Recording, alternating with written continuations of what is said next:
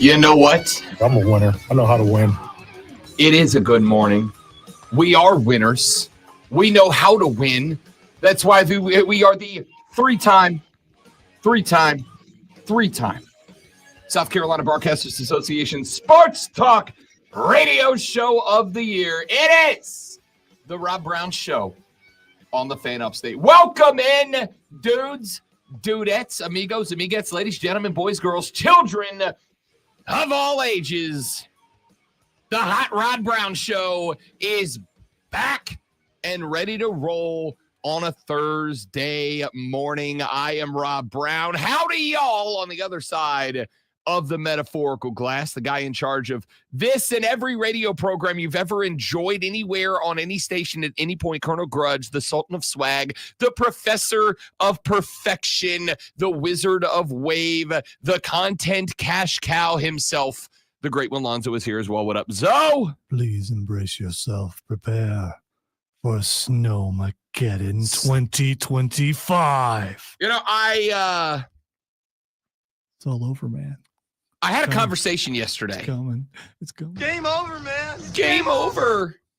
I had a conversation yesterday with a dude who used to be the meteorologist. I knew you were going to say a retired meteorologist. Yeah. I knew that was I coming. don't know what to tell you. I got people. Okay. I got people. I know a retired meteorologist. You're not the only one. I had a conversation yesterday with a guy who used to be the meteorologist at my old TV station when I worked on WEAR ABC Channel 3 in Pensacola, Florida.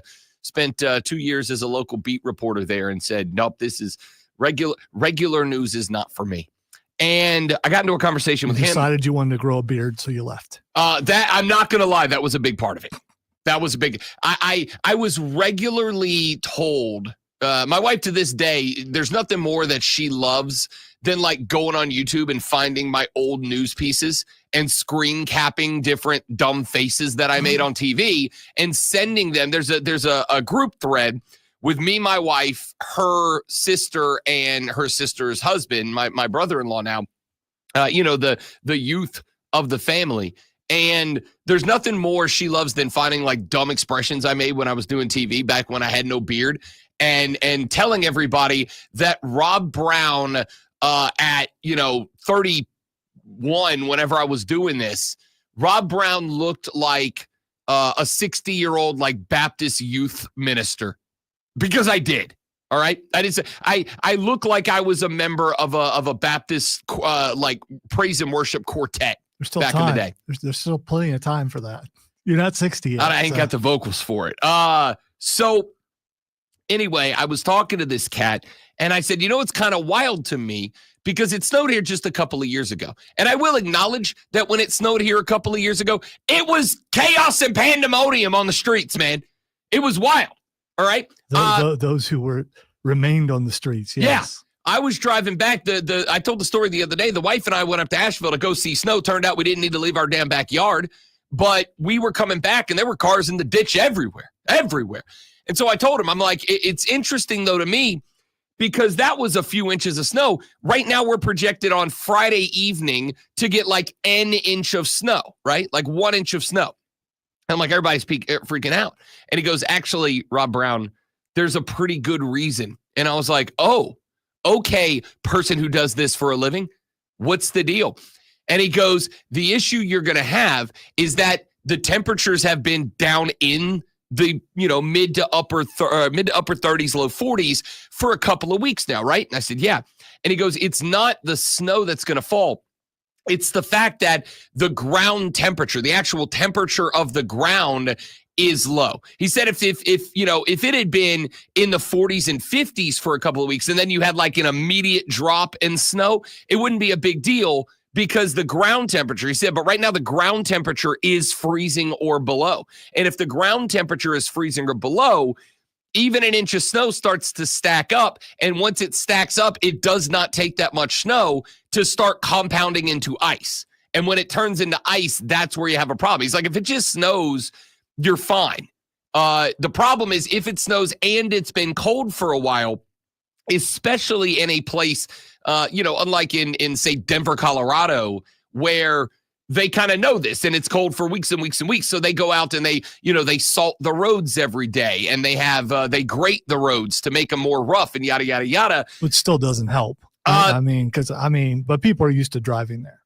It does help. They did all that stuff in Ohio, and once at the end of the day, ice is ice. Yeah. I don't care if you're Jeff Dam Gordon. Ice is ice. It's worse when it's ice under snow, so you don't see the ice, and you will hit patches of it when you're driving over the snow. Yeah, and it doesn't matter how good of a driver you are. Ice is ice. You're not controlling a car on ice, right? So he said that the fact that the ground temperature has been low for, a week and a half now means that when that snow hits, it's not going to melt off rapidly. It is going to slowly melt.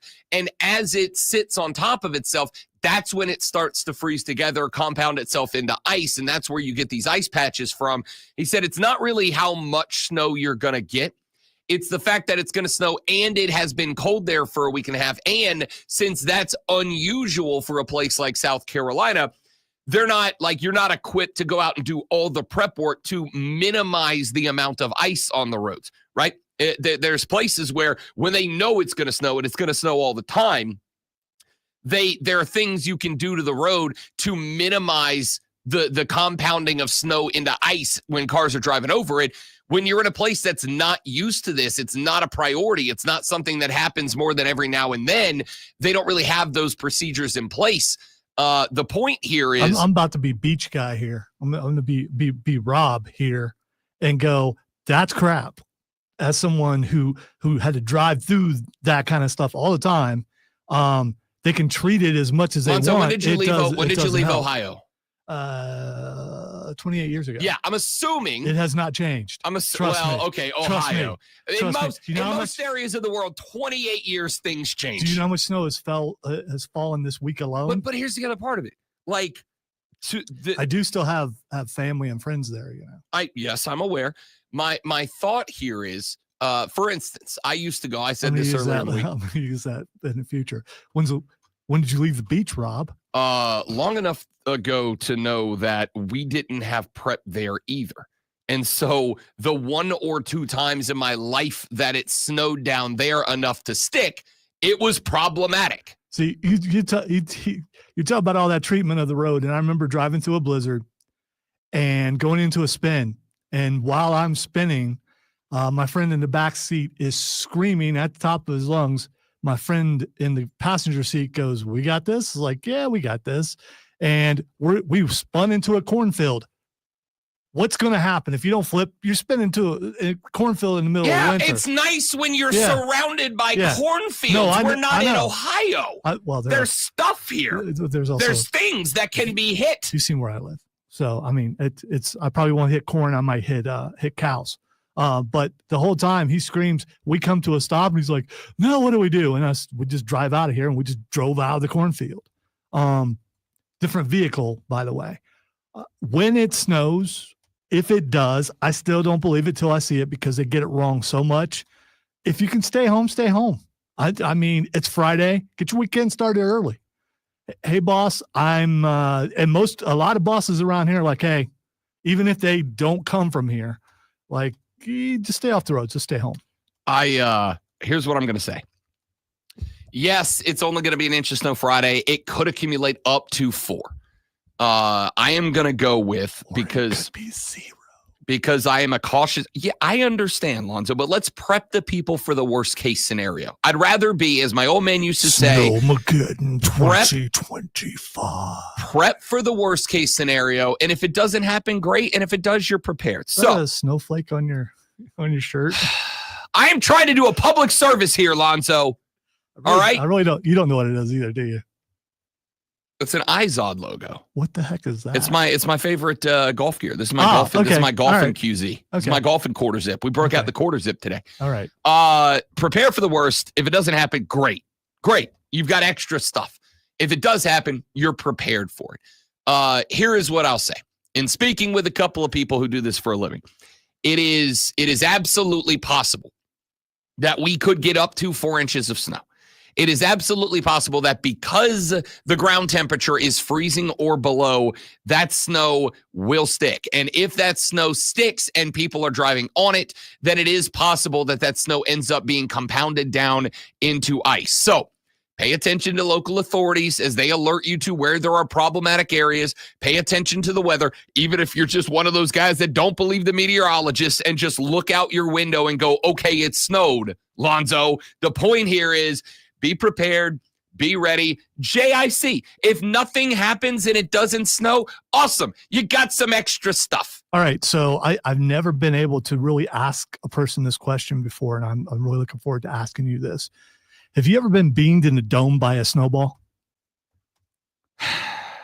You know, we're no, it's a legitimate question. I mean, you're from Florida. Yes, I don't know. I used to go up to Colorado a time or two a year. Yeah. Not really Aspen. Aspen was a little bit out of the price range, even for the 1%. You got to be like the 1% of the 1% to go to Aspen or Vail. We went to a place called Copper Mountain, Colorado. So no Sonny Bono where you were. No, we got like Copper was like the home of the C-list celebrities. Okay. Copper was where like Chaz would go. Not Sonny, right? Like different before the transition though, because that was a while ago. Or after, who cares? No, I'm just saying. No, we're talking time frame here. So yes, I have been around snow a lot. I'm not a lot. I didn't live in it, but I've been around snow enough to kind of like I can drive in snow, provided it's just snow. But again, what we collectively, as the Rob Brown Show, a place that concerns itself with and cares about its community in which it broadcasts, would like to enlighten the people and say there is a possibility that it snows, that it sticks, that it is compounded into ice, and that it does become a dangerous situation, even if it doesn't look that way looking out your window. Stay home unless you work here, then make it to work on time or early, because, I don't want to stay here all day. That's all I'm saying. I mean, listen, best case scenario for the great one and I is that it doesn't snow at all and we don't have to worry about it. But the reality here is that it is absolutely a possibility. It wasn't going to start snowing until like between 8 and 10 a.m. We're already here. So it's more, that's the last thing I saw. It is expected to, if it does start to snow, be tomorrow. Right. And into and through the weekend. Right. But starting like at 8 and 10, between 8 and 10 a.m., unless that's changed. So we're already here and almost done. With what? With work. Right. I'm not. Oh, you mean when the snow starts? Yes. Yes, but we are still going to, as we always do, have some level of responsibility to keep the public informed of what's happening. I'm sorry for thinking of myself. Yeah. I apologize. Do better. Because here's the thing. If it starts snowing at that time, schools will close and people won't come to work. And that'll be good. And we'll be able to be here and go, hey, it's looking like the North Pole out there. Stay home. Wow, look, it's raining. As of yesterday, Greenville County schools have said they are closely monitoring the weather predictions for tomorrow. They have not yet, although I assume we will probably get an update sometime in the very near future. They have not yet made a decision about how school is to be handled tomorrow. That will be made closer to the potential weather event when more accurate forecasts and information are available. The school district says that delaying this decision allows the district to determine a plan for school on Friday that maximizes student learning while also minimizing the burden on parents who need supervision for their kids. They will make every effort to make a decision regarding school tomorrow at some point prior to dismissal of school today. As of right now, what we do know is that based on the timing of weather, according to current forecasts, all field trips, athletic events, and activities scheduled for tomorrow and Saturday will be rescheduled as possible. Schools will communicate the details for each of those events as those decisions are made.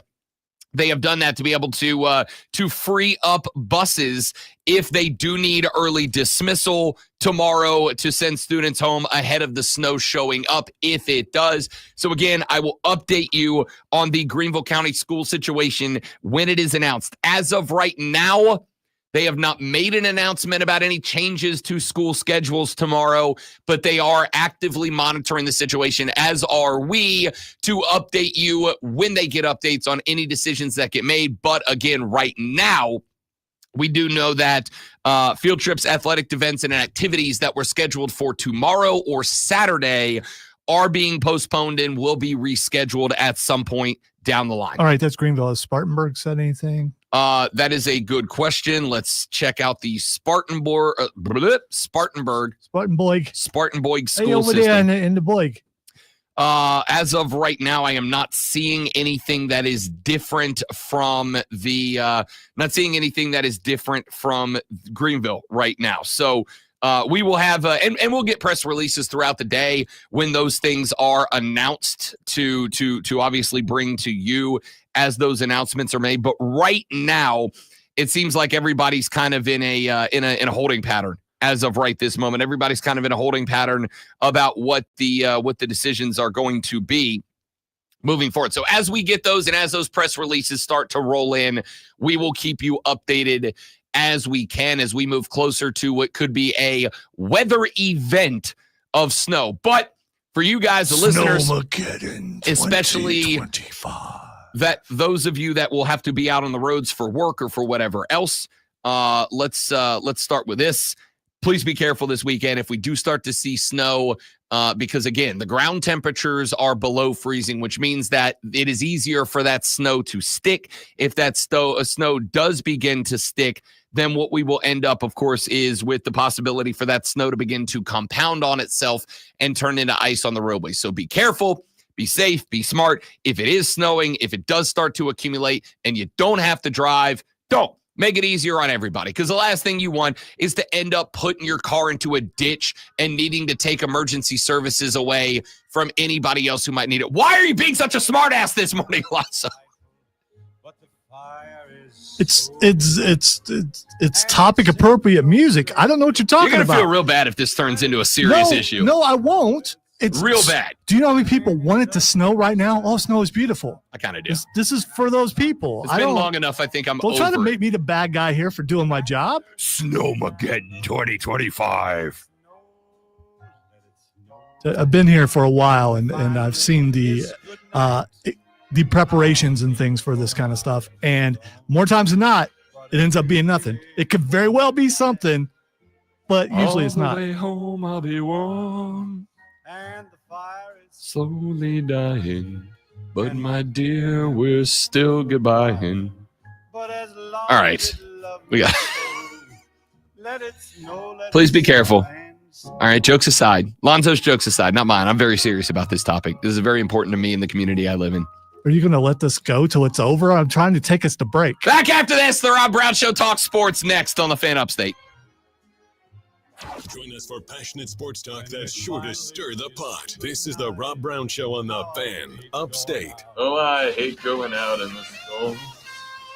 From the News Talk 98.9 WORD Weather Center, here's the Carolinas most of But if you really hold me tight, sunshine today. all the way home, I'll be warm. Overnight tonight with a low around 25. Just give me like a 3-second hesitation, because every once in a while, And snow and sleet may continue into Friday night, mostly cloudy with a low around 29. All right, what's our text message poll of the day today, guys? I'm meteorologist Kara Foster on the Fan Upstate. Currently, it's 26 degrees.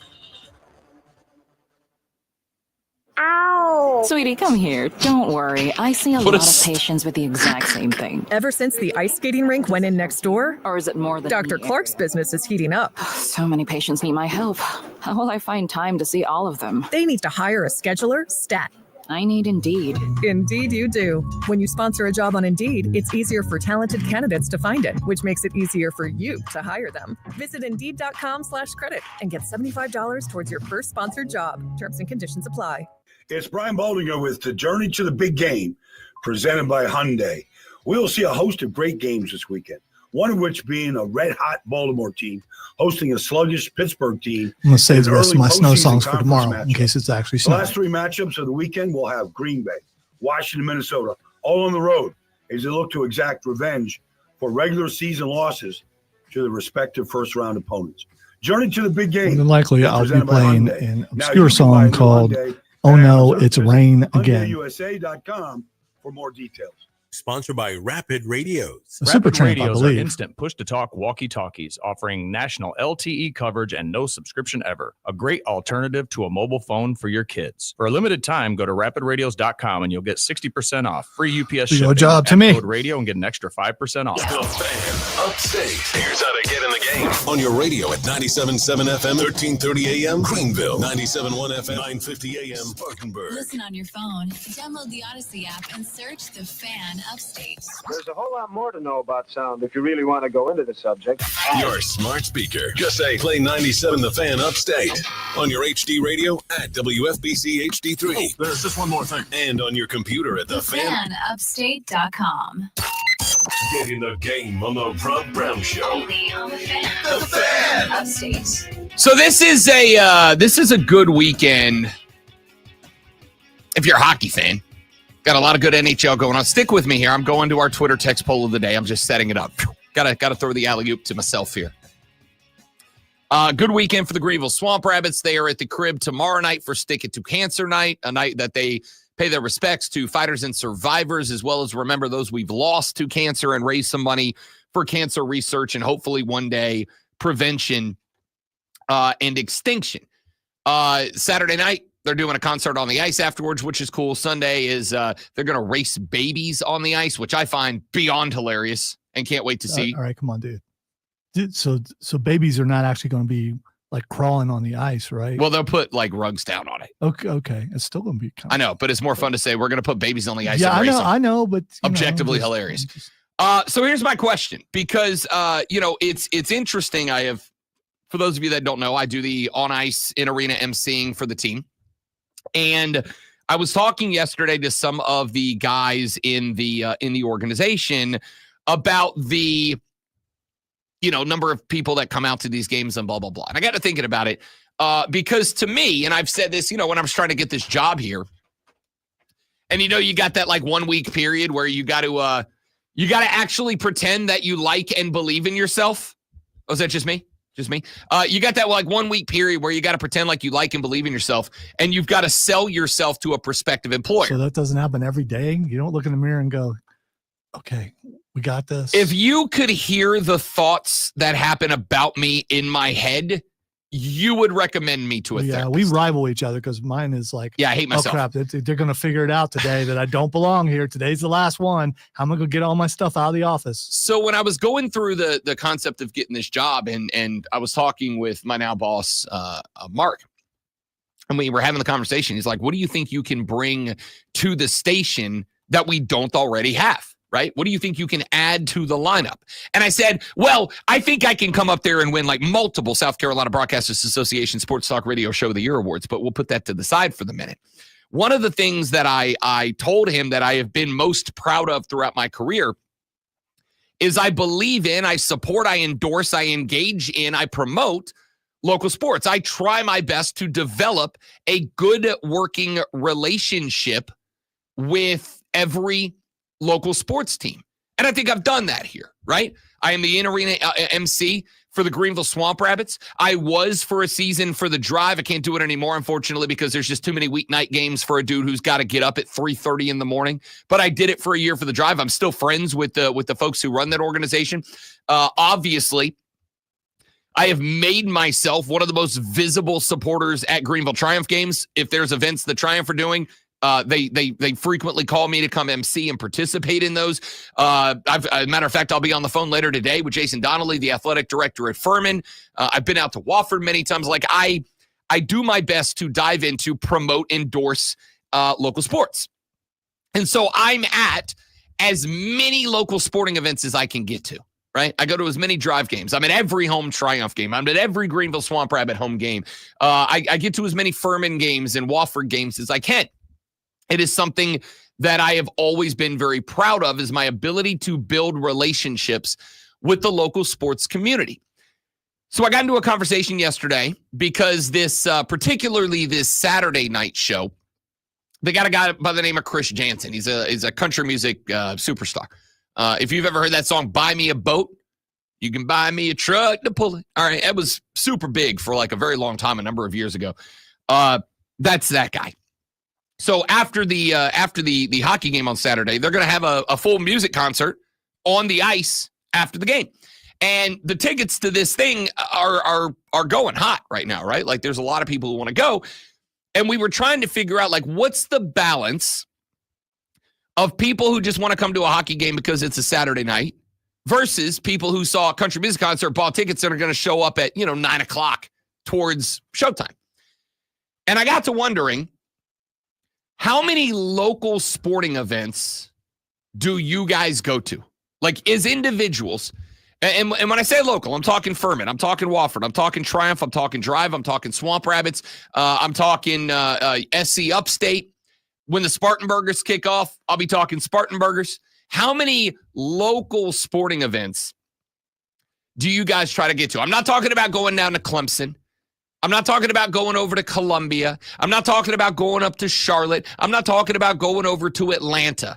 I'm talking about right here in the upstate, Greenville, Spartanburg, and the surrounding communities. How many local sporting events per month do you go to on a monthly breakdown? That is our Twitter poll question of the day. Here are the options for you to vote. You're going to text one of these 4 words, okay? None if you don't go to any. You're just like, I don't care, right? I'm a national guy. Some, like maybe you go to 1 or 2. I go to some, 1 or 2. If I'm bored, if there's nothing going on, somebody's in town and they want to go see a hockey game or whatever. And Jacob asked a good question. He says, does high school sports count? I'm going to say for this question, no, right? I'm going to say for this question, no, because there's I'm going to be the heel here. There's 2 reasons people go to high school games. 1, their kid is playing there, or 2, they're an alum and they love that program. And if that's you, you're going to all those games. And if you got a kid that goes to that school, you're going to all those games. So I'm going to say for this question, high school sports does not count. Let's stick it to our local colleges, Furman, Wofford, SC Upstate, etc. Let's stick it to our local professional squads. The Drive, the Triumph, the Swamp Rabbits, the soon-to-be Spartanburgers. Let's stick it to our local programs and our community, our colleges within the community, okay? How many local sporting events do you go to per month? 844-326-3663. Here are the options. None.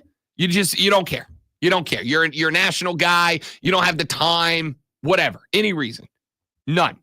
If you go to a couple, like if you're bored or somebody's in town and they're like, baseball guy, you're like, all right, I'll go to a Drive game with you, whatever. Text some. If you go, if the local sports scene is part of your entertainment rotation, right? Maybe you go to a game or 2 a month. You go buy a ticket to the Drive every now and then during baseball season when you're bored. Maybe you've come out to a Triumph game or 2. Maybe you head out to the Swamp Rabbits. Maybe you're from up north and you're a big hockey guy and you care about the Bits. Maybe you come out to a Bits game or 2 a month. Text Many, MANY.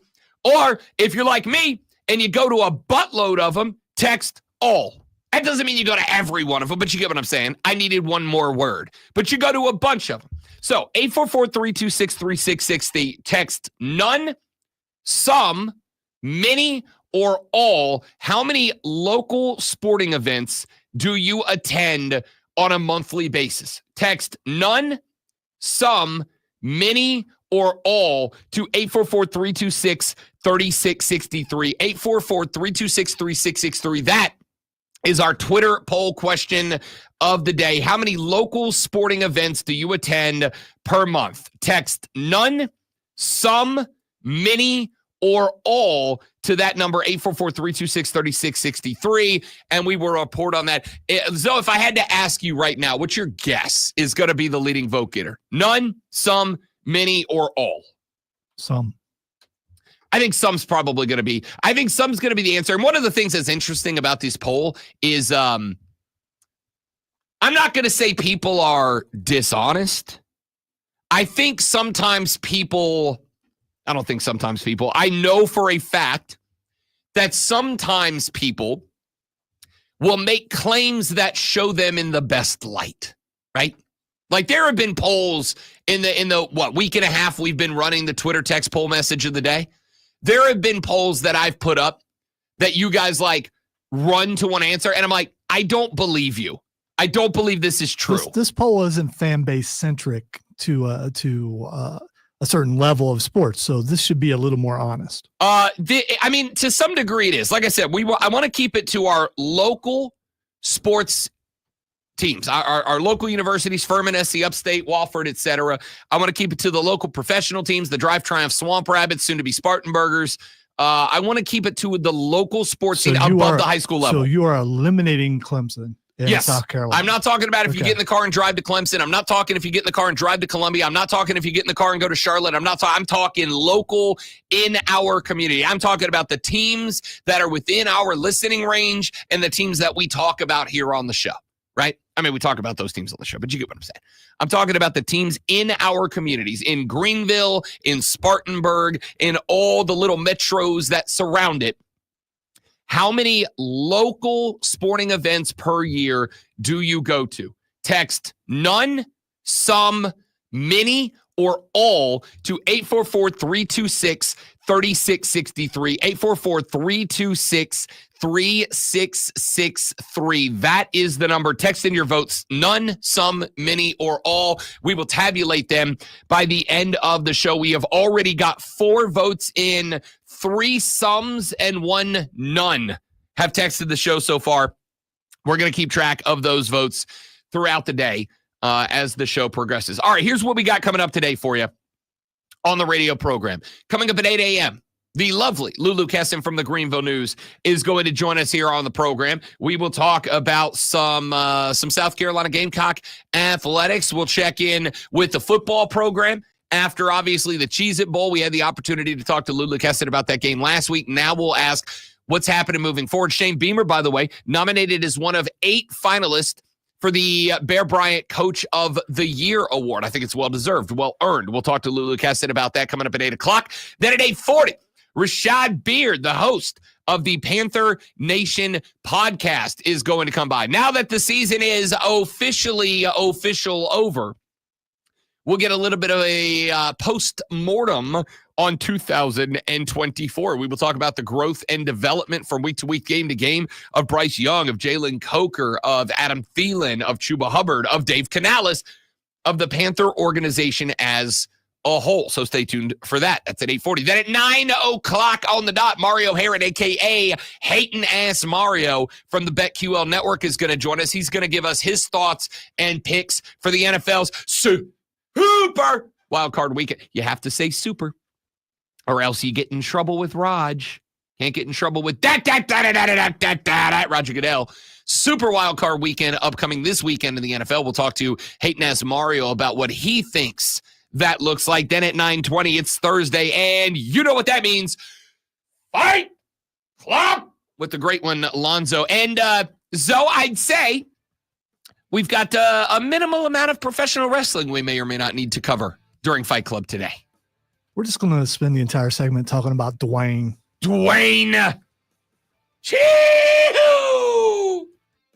It sounds like Looney Tunes for some reason. I mean, that sounds like someone just fell off a cliff, doesn't it? It does. It turns out. Like Wile E. Coyote fell off a cliff or something. I learned that this morning. That is actually a very important phrase, expression in Samoan culture. And now I feel bad about doing that. No, you don't. Dwayne! So we'll talk some wrestling coming up at 9:24. Fight Club with Lonzo. All that and more coming up as the Rob Brown Show rolls on. This is the Fan Upstate. Real sports talk for real sports fans. The Fan Upstate Is the sports voice of you, the Upstate fan. Call 844-FAN-PHONE. That's 844-326. All right, kids, pardon me for just mere moment. Upstate. I'm Chuck Sanders. Here's the Sports Flash presented by Progressive. In overtime last night, the Furman Paladins beat the Citadel 67-63. The Paladins improved to 14-2 overall, 2-1 in the Southern Conference. Nick Anderson had 23 points. Number 5, Alabama beat South Carolina 88-68. The Gamecocks dropped to 0-2 in SEC play. Wofford knocked off Western Carolina 77-69. East Tennessee State with a 70-68 win at Mercer. South Carolina Upstate with a 77-67 win over Presbyterian. Mr. Dean had 23 points for USC Upstate. Michael Christmas put up 27 points, leading Longwood past UNC Asheville 85-76. Gardner-Webb over Winthrop 89-83. High Point beat Charleston Southern 93-79. The Fan Upstate is your home for Paladins football and basketball. Follow all the action live right here on the Fan Upstate. Download the Odyssey app, search the Fan Upstate, and listen anywhere on your phone. Up-to-minute upstate traffic. So far, not too bad on the roadways. Now, of course, ongoing construction. South on I-85 at the exit to Pelham Road. Right now, that's not really bothering anyone. That looks fine as you move down towards Malden Road. Construction as well on Highway 25 at Beaver Dam Road. You got one lane block. That's still moving quite well. Right now, I'd say we're in great shape. Back when I was younger, especially From when the I News Talk first moved here, 98.9 WRD I did Traffic a Center. lot of I'm Lori Houston that type on of the stuff. Fan Upstate. Life insurance. Why are you putting it off? Can't Especially when the afford it? family Too was much younger. hassle? It was a Think lot you of don't fun. need it? There's lots of excuses for putting off life insurance. But if you weren't there, who would pay the mortgage and other bills? With Ethos, you could be covered in 10 minutes and boom, family protected. Ethos, fast and easy online term life insurance. Up to $2 million in coverage with no medical exam. Some policies as low as $1 a day. Answer a few health questions and get your free quote at getethos.com. That's getethos.com. You ever try fixing your car and realize you're missing that one part? Yeah, been there. That's why eBay's my go-to. They've got millions of parts. Right now, unfortunately, I'm talking because brake of pads for when yours physical seen 1 too many miles limitations, of I stop don't and do go. as much. Oil filters, because you don't mess around with your engine care. Even got this cold air intake on my watch list. Although I might don't just go plan for on it. missing any of my Keep your bag granddaughter's cool and sports your stuff. DIY streak high. First basketball Find all the game parts was you need at Monday. prices you love. Guaranteed to fit every time. eBay. Things people love.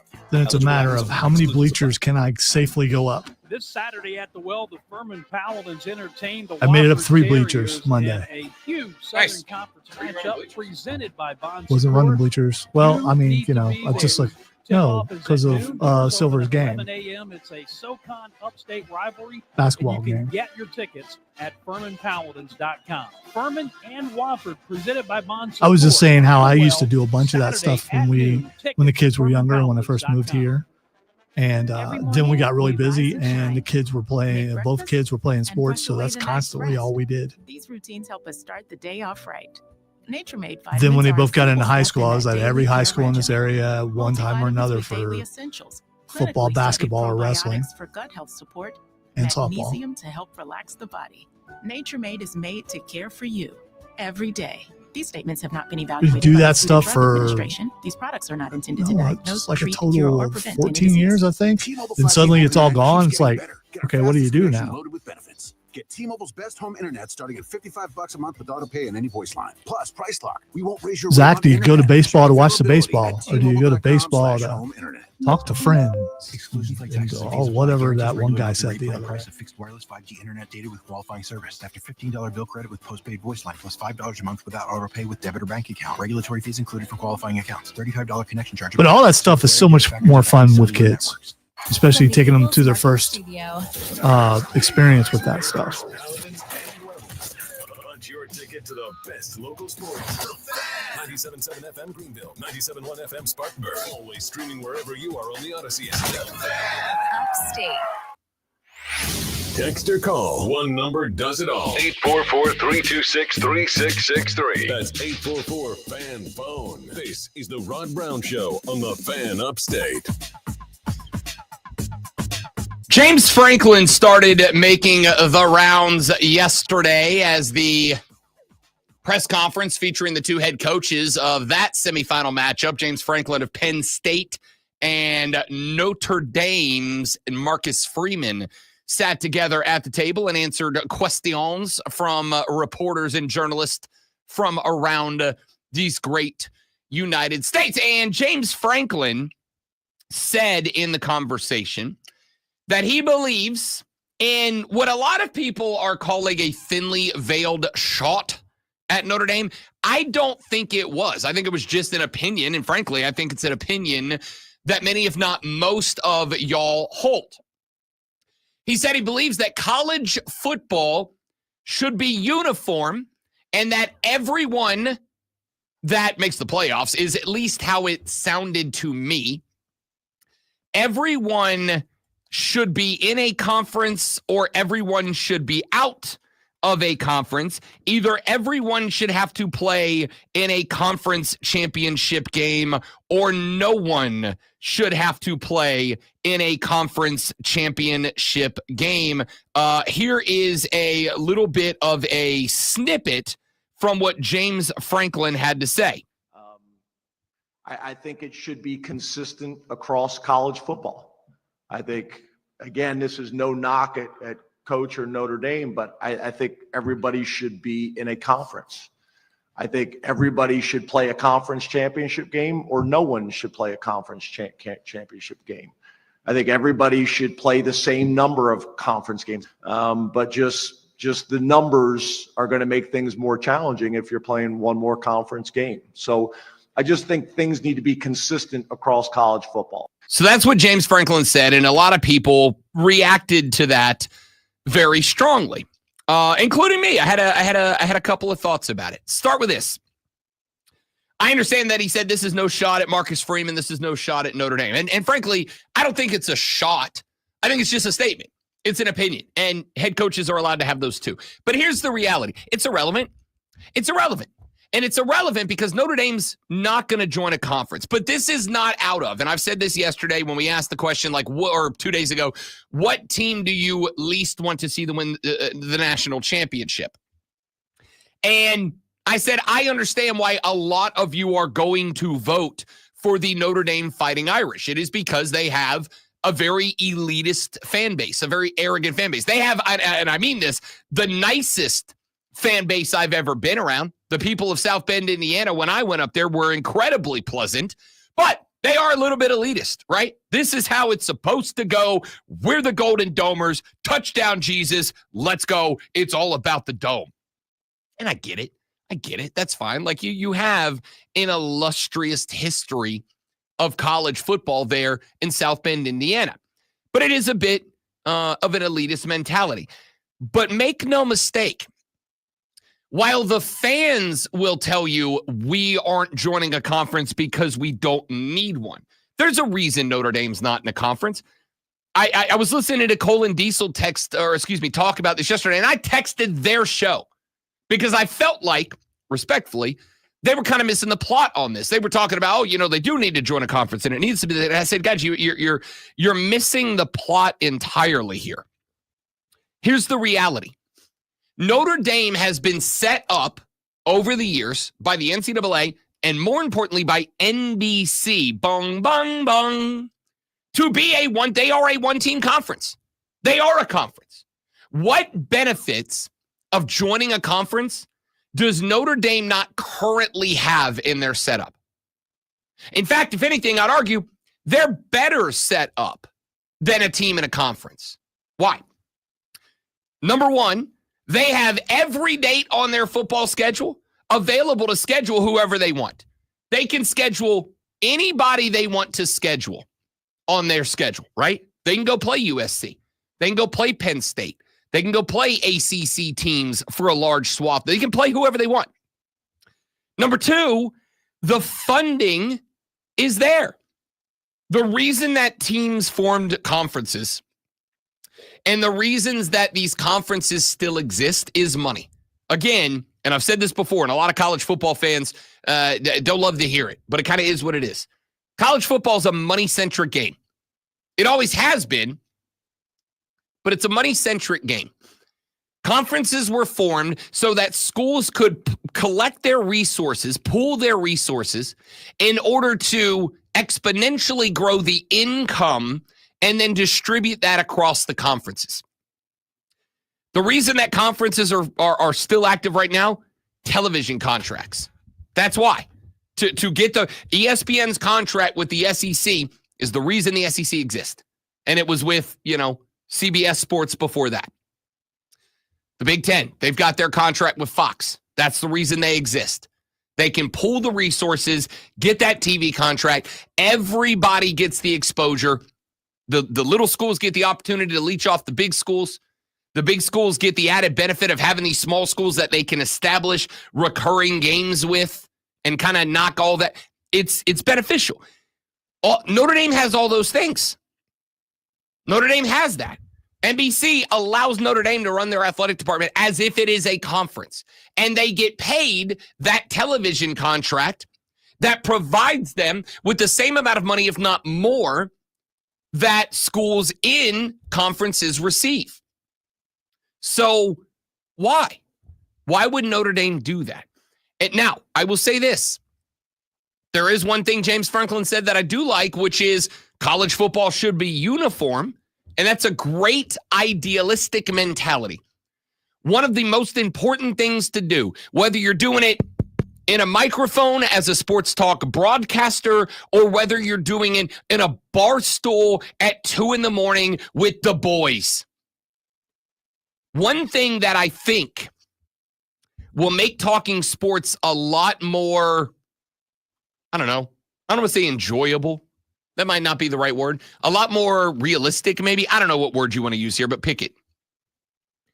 One of the things that will make talking sports a lot more effective for you, if nothing else, is the ability to, when necessary, maybe not on Saturday at kickoff, maybe not on Sunday at kickoff, maybe not on a Tuesday night when your favorite basketball team is kicking off, but like just in your general conversation, ditch the mentality of idealism because it's never going to happen. There's an idealistic world where college football is perfect. There's an idealistic world where all of us collectively agree that we've got a system. I keep hearing, I heard it 3 times yesterday on 2 different shows and once on social media, where somebody said, oh, we don't complain when an NFC team only wins 9 games and they get a playoff spot and an 11-win team doesn't. Right. But I've explained to you, that's because the NFL has an objective system. There is no opinion involved. You are one of 4 divisional winners, or you are one of the 3 next best teams record-wise, and you get into the playoffs. And if you're not one of the 4 divisional winners or the 3 next best teams record-wise, you don't. There's no metric. There's no opinion. There's no, I know the Buccaneers won their division, but like the NFC South's weak, right? That should be the National Football Cupcake division. Ha, ha, ha. See, because C means conference, but also cupcake. What a good joke. That is very inventive. So hilarious. I know. I'm very good at this. We don't do that because it's objective. There's probably a world where there's an objective metric by which we determine who gets into the 12 and soon to be 16-team college football playoffs. Sure there is. But it ain't going to happen because there's a lot of people that wear suits to work in the college football sphere that aren't going to let, because they lose money. They're not about to do that. There's an objective way to make it happen, but it's not going to. So we got to drop that. We got to drop that idealism, James Franklin. We got to, and I'm not talking to James Franklin like going after him. I got plenty of reasons to criticize James Franklin. This ain't one of them. I get it. But you know what James Franklin sounded like to me? He sounded like my buddy when it's Saturday night and we're out past our bedtimes, knocking back some brewskis at the bar and just spitballing fun ideas for college football. Conferences aren't created equal. Does it matter if Notre Dame joins a conference if they join the Mountain West? No? Does that change anything? I don't think it does. Look at Boise State. It changes the Mountain West. Certainly it changes the Mountain West. They would love that. In terms of the overall structure, does that change anything? The answer is no. It doesn't. It's just the criticism's going to get different, right? Then Notre Dame gets in by way of dominating the Mountain West every year, and everybody's going to go, whoa. Why does Notre Dame annually get a pass?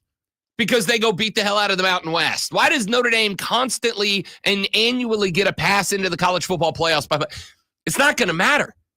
The only way that's going to matter is if Notre Dame was to join the Big Ten or the SEC, and that's true about everybody who's not in those conferences. There were people asking the question. We know that it is objective. There is only one objective way to get into the college football playoffs, and that is be one of the top 4 ranked conference champions, right? That's the only way to guarantee yourself a path, is to be one of the top 5 conference champions. Clemson got in by way of being one of the top 5 conference champions. And this isn't going to shock anybody who pays attention. There were a lot of people in the college sportosphere that were grabbing mics and going on and creating their social media content saying, yeah, Clemson gets in via the objective metric. But, like, does anybody really think this team's winning a natty this year? Yeah, SMU got in by way of making a conference championship game and being one walk-off field goal away from being the ACC champs. But does anybody truly feel SMU is going to win a natty this year? Who would have had a better shot to win the national championship this year? SMU or South Carolina? SMU or Alabama? SMU or Ole Miss? Now, I would argue I'd rather see How SMU. well did those teams that you mentioned do in their bowl games? The bowl games are irrelevant. So do not hold a bowl game against a regular season team. It's a different thing. So, by the way, but if any of those teams would have been still playing a bowl, but it would have mattered because it was in the tournament, would the players who didn't play? Do you think Kyle Kennard and Rocket Sanders sit out of a playoff game? We have yet to have that happen. In the 4-team or the 12-team, we have yet to have a. Are you sure? We have yet to I have saw something. We have yet to have that. Okay, let me rephrase that. We have yet to have a player of note say, I am opting out of a playoff game. Now, that question got asked on, and I do not remember what show it was, but somebody's show a handful of days ago. Do you think, with the way that this is all structured now, do you think that we will see a player opt out of a playoff game? And the answer is, yeah, I think inevitably at some point we will. I think it is very possible that we could see, let's say there's a Cam Ward at Miami, right? Let's say Miami doesn't lose to Syracuse and they get him. Is it possible? And I'm not saying Cam Ward would do this. I'm just using him as an example. If there's a team that gets in as like team number 12, what if Clemson had a clear-cut, definitive, no questions asked, number 1 overall, let's say wide receiver, maybe not quarterback. No questions asked, definitive number 1 wide receiver, but everything else was the same. The records, the results, the prognostications, the fact that they were a 13-point underdog. Do I think it is possible that we could see at some point a wide receiver that goes, y'all, I got a $25 million NFL contract waiting on me. I'm making $1 million in NIL at Clemson. I'm opting out of the playoff game to make sure I don't pop my ACL like Jake Butt did a few years ago for Michigan. I'm going to make sure I don't injure myself in the playoffs. I'm going to go ahead and opt out of the playoffs. Is it possible? Sure. Sure, it's possible. I don't think we've had that happen yet, at least not of a noteworthy player. Obviously, South Carolina had that happen in the bowl game. So did Illinois, by the way. Obviously, Alabama had that happen in the bowl game. So did Michigan, by the way. Right? So that's why I don't care about, they wanted to be in the playoff, but they lost the bowl. I don't care. It's a different team if Kyle Kennard and Rocket Sanders are out there playing. You know it, I know it, we all know it. Let's stop pretending like it's not true. All right, let's be grown-ups here. Let's not pretend that was the same South Carolina team that beat Clemson. It was not. It just wasn't. Put all that to the side. The whole concept of James Franklin's conversation. Would I love college football to be uniform? Absolutely. Would I love it to be consistent from top to bottom? Absolutely. Would I love, maybe more than any of those things, for there to be an objective system by which we put teams into a playoff bracket? Yes, I would love that. I would love there, as there is in the NFL, I would love there to be an objective way by which we determine who the 12 or 16 best teams are. But college football is not consistent top to bottom. It is not uniform top to bottom. And if it's not, then there, to me, is no objective way to do that. It is going to be based in subjectivity. And as long as it is based in A, subjectivity, and B, financially driven, and NBC is willing to give Notre Dame $750 million or whatever it is, I don't know what the number is. But as long as NBC is willing to give Notre Dame that much money to broadcast their games, then there is zero reason or incentive for Notre Dame to join a conference. There's none.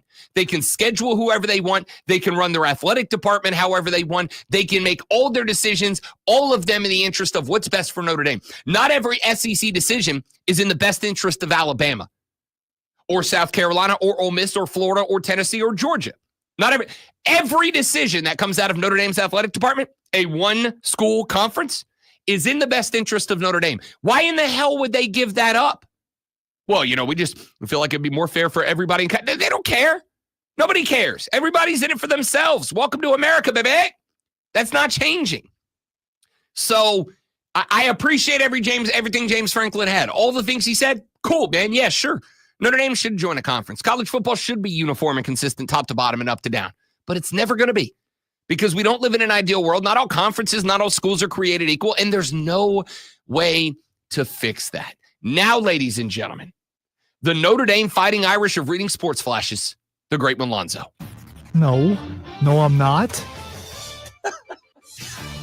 I'm a team player, man. I'm in a conference. The 5th-ranked Alabama basketball team knocked off South Carolina last night in Columbia, 88-68. Jacoby Wright led the Gamecocks with 20 points, but South Carolina had only 4 points off the bench while shooting just 3 of 14 from 3. The Gamecocks dropped to 10-5 and 0-2 in the conference play. As wildfires continue to rage across southern Los Angeles and Southern California, the NFL says it's monitoring the situation and could move the wild card matchup between the Vikings and Rams to Arizona if necessary. If the move is made. The game would be played as part of a doubleheader on Monday night. The Rams said no players or staff have been impacted by the wildfires yet. Tune in Saturday at 11:30 as the Furman Paladins take on the Wofford Terriers in basketball action right here on the Fan.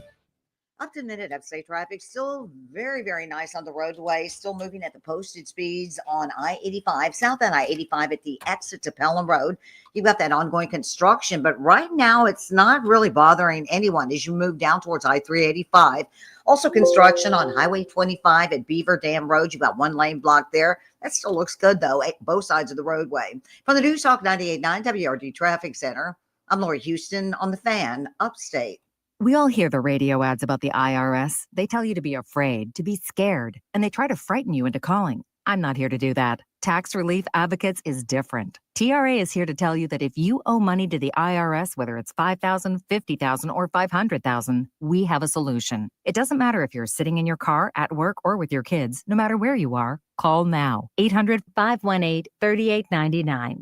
Don't lose hope. TRA can eliminate or reduce what you owe to the IRS. Generous programs are now available that can give you a fresh start. Our passion is taxes and helping individuals fix their IRS problems. We have over 1,000 five-star reviews on Google and an A+ with the Better Business Bureau. You don't need to be afraid of the IRS any longer. End your tax nightmare today by visiting us online at TRA.com or call 800-518-3899. That's 800-518-3899. Tax Relief Advocates. Real solutions for real people. Open enrollment is going on now, but not for long. Don't risk going uninsured in 2025. South Carolina Blue is here for you. Visit scbluehereforyou.com to schedule an appointment at the South Carolina Blue Retail Center on Woodruff Road in Greenville. Casey and his team of experts can help you find a health plan that fits you and your budget. Open enrollment is ending, so schedule your no-cost appointment today at scbluehereforyou.com. Hey, this is Diesel, and I am fired up because I've just gotten into playing Underdog. Pretty sure that one of the Boses right did here that. in South Carolina. Without a doubt, this is Jonathan, the most fun, easy way to cash in on your probably favorite more athletes' than that, performances. but You for think some Mahomes reason, will throw for higher than 3 I touchdowns. think the younger Luka will Bosa score who more was than 30 hurt tonight. Play an entry and decided cash to not in. come back And for the rest of somebody the like me season. who's That new probably to doesn't Champs count. entry, it couldn't be pretty sure any that I've easier. seen It that gives happen me to so other many more teams. ways to stay invested in all the biggest games. You could win up to 1,000 times your money just by choosing higher or lower on player stats. Hey, do you remember that famous song about knowing when to hold it and when to fold it? Well, Underdog lets you keep riding with your entry or tap Win Now to cash out whenever you want. And my favorite with Underdog Rescues, you can get your money back back and receive a promo if an early injury causes your entry to lose. Underdog is the best place to play Pick'em. Download the app, sign up with promo code WORD, and deposit now to get up to $1,000 in bonus cash instantly. That's promo code WORD. Must be 18 plus and present in a state where Underdog Fantasy operates. Terms apply. Concerned with your play? Call 1-800-GAMBLER or visit ncbgambling.org. Taxes was waiting around for your taxes to be done, which led to worrying about not getting any money back. Now Taxes is matching with a TurboTax expert who can do your taxes in a day to get you up to $4,000 fast with a refund advance loan. Now this is Taxes. Intuit TurboTax. Get an expert now on TurboTax.com. Expert filing only available with TurboTax Live Full Service. Refund advance has $0 loan fees and 0% APR. Refund advance loans may be issued by First Century Bank, N.A. or Web Bank. Terms apply. Subject to approval. Life insurance. Why are you putting it off? Can't afford it? Too much hassle? Think you don't need it? There's lots of excuses for putting off life insurance. But if you weren't there, who would pay the mortgage and other bills? With Ethos, you could be covered in 10 minutes and boom, family protected. Ethos, fast and easy online term life insurance. Up to $2 million in coverage with no medical exam. Some policies as low as $1 a day. Answer a few health questions and get your free quote at getethos.com. That's getethos.com. So 3 SMU players didn't play in their playoff game. They all hit the transfer portal. The official sports voice of you, the upstate fan. Notre Dame? No, I'm talking about playoffs overall this year. Yeah. SMU players. Looks like 3 Penn State players transferred. I don't know how much playing time they got. Manufactured locally for the Carolinas. But it isn't like a starting quarterback or anything like that. But Like there I are said, it's there are guys players that- doing it though. Sure. QC in the first break. So Lonzo went through during the break and he found at least a couple of examples of guys that transferred predominantly off of teams that made the playoffs. Now, they're majoritively guys that didn't really play or didn't play in the regular season. So that is why I said I stand on. I want to kind of limit it to players of note, right? Like the fifth string offensive tackle. It hurts your depth. It hurts your ability to practice. Sure, I'm not arguing with that. But I've also pointed out before that this is a fixable solution. The backup quarterback for Penn State. Yes, we knew that one. Yeah. Yep. I mean, yep. so there are guys like that. I mean, could have been very important. Absolutely. And this is why I've said, I also want to point out that as much as many of you guys don't want to, I would also say we can fix that. Change the window. I don't understand why the transfer portal window in the winter is where it is. Well, if you give guys effectively 2 opportunities to transfer, one's in the winter, one's in the spring. Guys that have an opportunity to transfer in the winter are going to do it. Well, Rob, why don't the playoff guys just wait until the spring? Because jobs are full by then, right? If you are good enough to be the backup quarterback at Penn State, there's 100 schools you're good enough to go be an immediate starter. And even if those are smaller schools and maybe the NIL potential is limited there, you still got more if that is your priority. And even if it's not, like, here's my thought. I think a lot of people rush to make the assumption that these guys are all transferring for NIL money. That's not necessarily true. I think a lot of them may be transferring so they can play. I don't want to go to college to be on a college football team and ride pine for 4 years, graduate, and never have anybody know what I did. Those two things go hand in hand. If you go somewhere and play, you're going to get more NIL. Sure, but what I'm saying is the prioritization of the two of them may not be the same. I think the assumption is we all make the assumption, not we all, I don't. A lot of you make the assumption that if Penn State's backup quarterback transfers, he just wants to go somewhere and make that NIL money. I mean, maybe. Or maybe because Drew Aller's coming back next year and he's out of eligibility, he realizes, well, if Drew's coming back and I stay here, guess what I'm not going to do? Play college football. Nobody wants a scholarship to go practice college football. They want to play. Luke Doty. Didn't he transfer? No, Robbie Ashford transferred. Oh. Robbie Ashford transferred. And again, I mean, there are exceptions. That's all I'm saying. Exactly. I'm sure that there are. But we're not, by and large, I assume that if you're a competitor and you want to go play college football, you want to go play college football. Again, put yourself in the shoes of a guy like And I'm blanking on the kid's name. The Penn State backup quarterback. God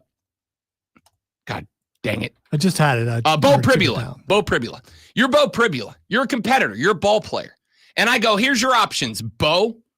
You can go be the backup quarterback at Penn State for 4 years and not play. You can be the backup, though. You'll practice. You'll be the guy. If the starter goes down, you're the next guy up, but there's no guarantee, right? You're next guy up. But you're probably not gonna play. And even if you do play, you're really just holding the spot warm until the starter comes back. Or you can go to, I don't know, Wake Forest and be a starter. Be a starter. You can go to NC State, be a starter. Because he could. He's probably good enough to go to one of those, let's say, lower tier ACC schools. He could go to a Vanderbilt and be a starter, right? You can go there and you can play. And you could be a campus hero and yada, yada, yada. You could go. Which of those are you more likely to take? Because I'll tell you right now, I love being here. If I got the call up from WFAN in New York City, the biggest sports talk station in the world, and they called and said, Rob Brown, we'd like to hire you to come up to New York and be our full-time producer. I'm saying no to that. I didn't get into this business to sit in a room and not talk. I don't know.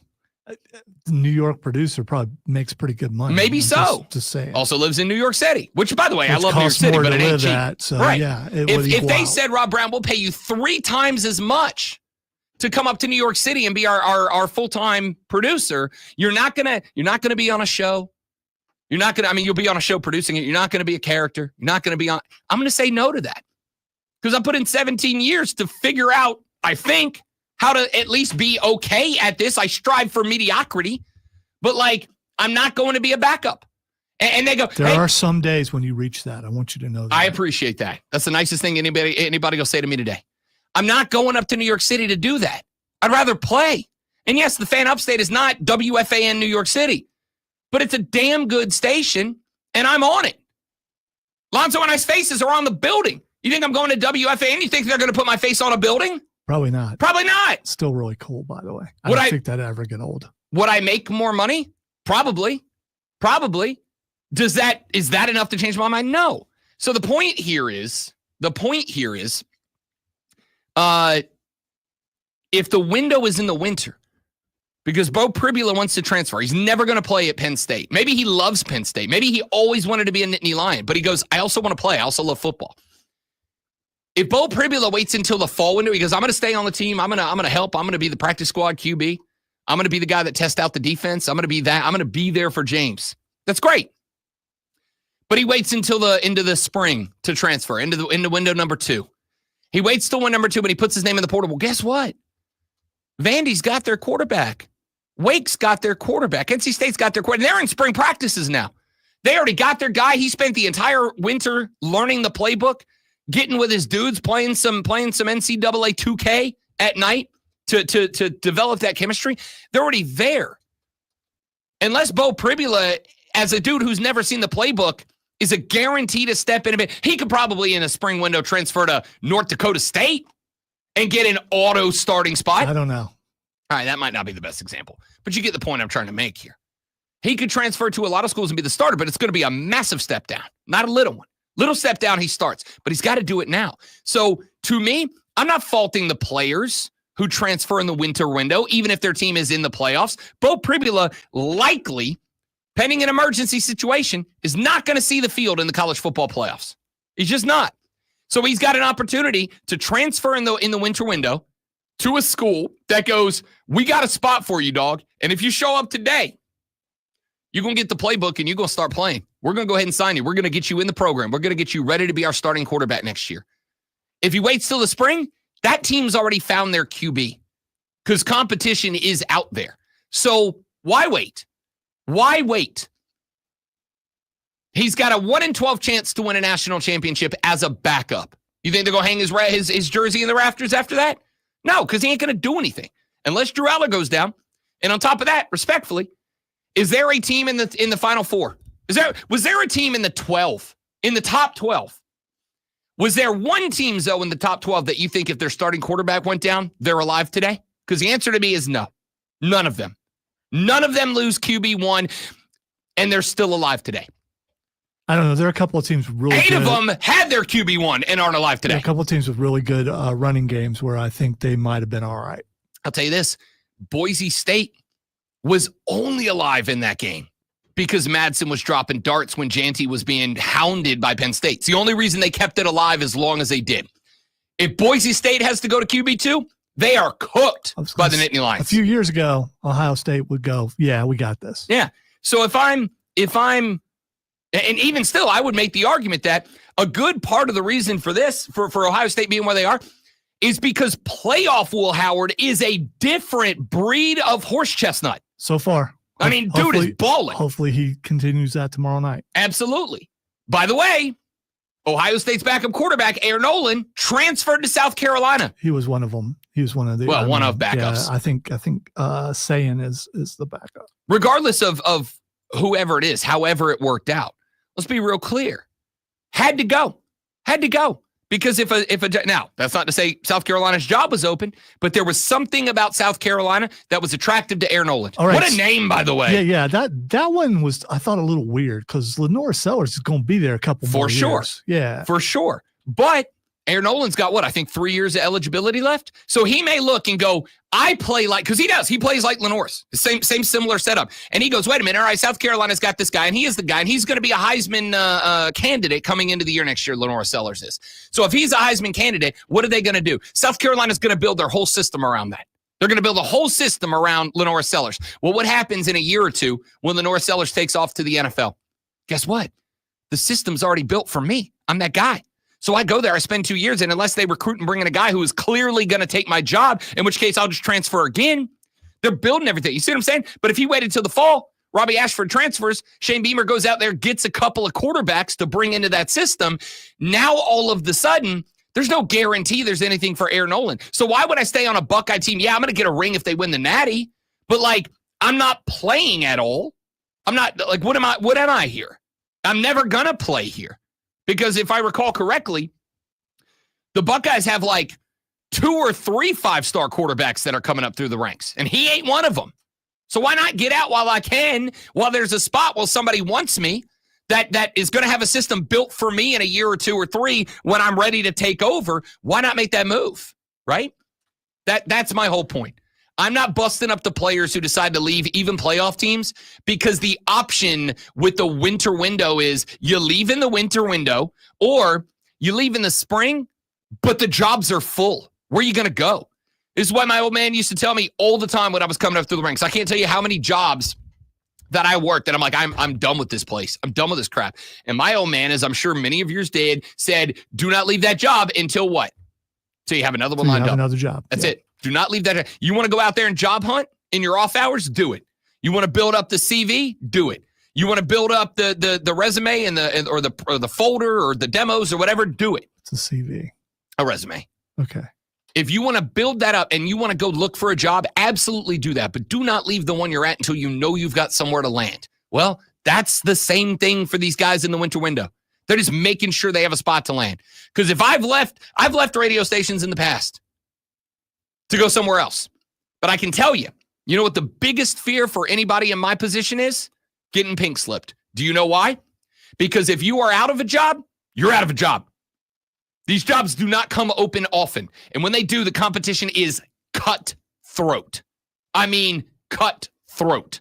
People that love each other on the day-to-day, when a job like this comes open, will stab each other right between the eyes to get it. All right? That's the industry that we're in.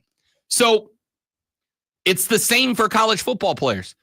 Every year there are how many tens of thousands of high school seniors that would love to go play college football. And now you add on top of that what we had last year, 1,700 players enter the transfer portal. 1,700. I mean, there's 10,000 football jobs available, but how many of them are quarterbacks? Let's say every team has 4. You're looking at maybe 1,000 quarterbacking jobs, most of them backups. They don't come open very often. And on top of that, as well, the portal's an option. But I think if you talk to most college football coaches, I think most of them, they will take a transfer if the guy's a guy. But I think most of them would love to be able to get a guy coming out of high school that they know, that they like, that fits their system, that they can groom and develop within that system to take over the role. So Even those jobs, there's not a ton of them. Of course they're going to leave in the spring. If you want to fix that, open the winter window the day after the national championship game. That's when that window opens. That way, a guy like Bo Pribula, the backup quarterback at Penn State, can stay on the team, help the team, be a part of the team, and know that, yeah, I'm going to transfer out of here. I'm going to stay on the team. I'm going to try to win a natty. I'm going to transfer out of here as soon as I can, but I'll stay on to help the team, right? And then transfer, and he knows that he's got the same chance as a landing spot as a team that was, Florida State, 2-10, didn't make a bowl game. Those guys were able to hit the window weeks ago, shop weeks ago. So Bo can either bail on the team and be in the job market with those guys, or he can wait until, February? And all those guys got jobs. And every job that one of those guys gets is a job that Bo Pribula can't. Of course, change the window dates or quit getting mad at the kids who do not have a choice. He does not have a choice. He does, Rob, wait till the window. There's no jobs after the window. Or at least the job market is way more restricted. Because every other quarterback that's going to transfer, they found a spot. They found a spot. And there's something to be said for that. All right. We got a lot more to get to this hour. That was the water cooler cheat sheet, of course, at 7 o'clock. That's on me. That's my bad. I totally blanked. So when we come back, water cooler cheat sheet, top 3 sports stories that you need to know before you get to the office 45 minutes from now, and then 52 minutes from now, take your first break of the day. I'll tell you what's going on in the world of sports when we come back. I'm Rob Brown. The great one Lonzo's on the ones and twos. The Rob Brown Show rolls on. Ladies and gentlemen, this is the Fan Upstate. QC. All right, guys, quick reading. We're coming right back. Stay right there for me, please, and thank you.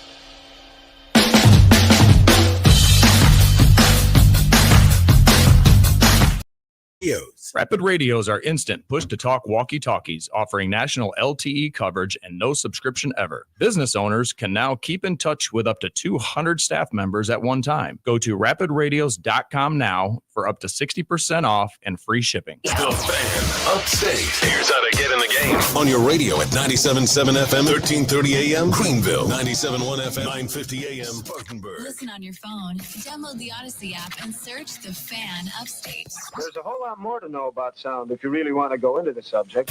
Your smart speaker. Just say, play 97 The Fan Upstate. On your HD radio at WFBC HD3. Oh, there's just one more thing. And on your computer at TheFanUpstate.com. No need to check the clock. It's Rob Brown time. Now, weekday mornings from 6 to 10 on The Fan Upstate.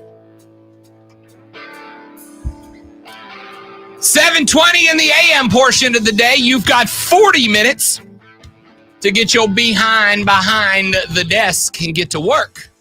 And then you got about 55 minutes until you take that first break of the day, walk down the hallway, head on over into the break room, stand by the water cooler, and talk sports with the 2 to 4 people at work that you actually like. Well, if you're going to do that, you need to know what's going on in the world of sports. And if you need to know what's going on in the world of sports, don't you worry. Lonzo and I have you covered because every morning at 7 o'clock /20, we do this. Are you ready for the playbook of the peculiar, the almanac of the absurd, and the encyclopedia of the extraordinary? Well, you better be, because we're diving headfirst into the 3 top stories that will have your coworkers saying, "Are you guys sniffing on newsprint or something?" they take their first bathroom break. No. Here we go. Welcome to the water cooler cheat sheet on the Fan Upstate. It's the water cooler cheat sheet, the top 3 sports stories that you need to know before you get to the office and start talking sports this lovely upstate Thursday morning. Let's start with item number 1. Keeping an eye, obviously, on these wildfires that are devastating Southern California around the Los Angeles community. It is beginning to, could potentially, I should say, impact the National Football League. The NFL said earlier today it is monitoring the potential impact on the wildfires around the wild card playoff game between the Vikings and the Rams, scheduled for SoFi Stadium this weekend. Yesterday, the NFL said it is continuing to prepare for the game to potentially be played on the road. As of right now, it is not scheduled to move. They are not planning on moving it, but the contingency plans are in place. If the game must be moved out of Los Angeles, it would take place Monday night at State Farm Stadium in Glendale, Arizona, the home of the Cardinals. It would not be the first time a playoff game, an NFL game has been moved. In 2003, the league moved a Monday night regular season game between the Dolphins and the Chargers to Sun Devil Stadium in Tempe due to wildfires in the area. The Rams had the day off yesterday. They are slated to resume practice today. They said via team official that they are also monitoring the situation and that so far, no players or staff members have been affected by the fires. The team is headquartered in Woodland Hills, a neighborhood about 13 miles north of the Pacific Palisades, which is one of the areas that is currently being devastated by these fires right now. However, there is a mountain range. The Santa Monica Mountains are between the Rams HQ and where most of the players live in and around, and where the heaviest areas of fire damage are right now. Not a guarantee that this game is at SoFi as of right now. Again, SoFi appears to be largely capable of hosting this game coming up this weekend, but there is one more issue, and I think it is the primary one the NFL is keeping an eye on, and that is the air quality index in the area of SoFi. It varied from 150 to above 300 in specific locations, as there is obviously smoke and ash coming down throughout the LA area. A rating of 150, according to a governmental system, is considered very unhealthy, according to ESPN. The air quality in Inglewood, where SoFi Stadium is located, as of yesterday afternoon was at 281, nearly twice what is labeled as an unhealthy amount of smoke, fog, and ash in the air. If that air quality does not come down, I would suspect that ultimately would be the reason that they move the game, because they are trying to take player safety into consideration here. But the NFL monitoring the wildfires in Southern California. Potentially that Rams-Vikings game could be moved out to Tempe. We'll see how that plays out. Let's go to item number 2. Things did not go well last night for the South Carolina Gamecock basketball team. They fall to 10-5 and are now 0-2 in the conference after an 88-68 loss to the number 5 ranked Alabama Crimson Tide. The story in this one, Jacoby Wright, 20 points, led all Gamecock scorers. Jamari Thomas had 15, just 13 for Nick Pringle and 10 for Zach Davis. No other player scored in double digits, but the most damning number of all, 4 total bench points last night for the Gamecocks. Arden Conyers had a pair, and Cam Scott off the bench had a pair as well. The Gamecocks shot 42.5% from the floor, but they were just 3 of 14 from range. They were out-rebounded by Alabama, but more importantly, Alabama shot 55% from the floor last night and 8 of 19, 42% from behind the arc. Alabama tried to give the Gamecocks an opportunity. They went just 50% to 10 of 20 from the stripe last night, or else this could have gotten even more out of hand than it did. Listen, I watched a chunk of this game last night. I rewatched a little bit of it this morning. I don't know what it is about this Gamecock basketball team. When something works, they seem to get away from it really easily. And I don't understand it. South Carolina rolled out to a 5-0 start. It was 9-5 at one point early in the game, and it was very similar to what happened in the win over Clemson a couple of weeks ago.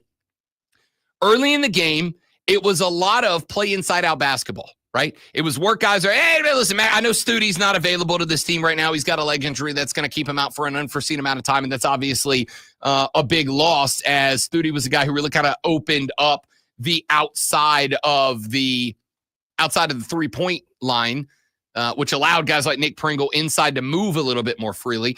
Without him, when he was able to check in, defenses are a little bit more compact. They're kind of coming down to the paint a little bit more. They're trying to force South Carolina to play outside in. And the reason is that ain't worked, right? Early in this game, to start this game, this team was working to and through Nick Pringle down low. It was get the ball to the paint. Let's let him post up. And then let's have guys on the outside move around, move off ball, get the motion away from the basketball. And let's find where a cutter can be found. Let's cut to create mismatches. Once we get them, let's attack the basket and let's go.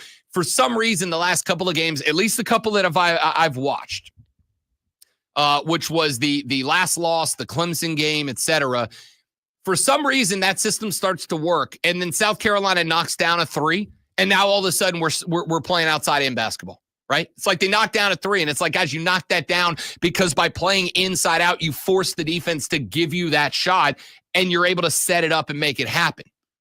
Now that you're trying to play outside in, they're drawing out the defense. Now the 3-point shots become more contested. They become lower percentage 3-point shots, and that's where you get into trouble.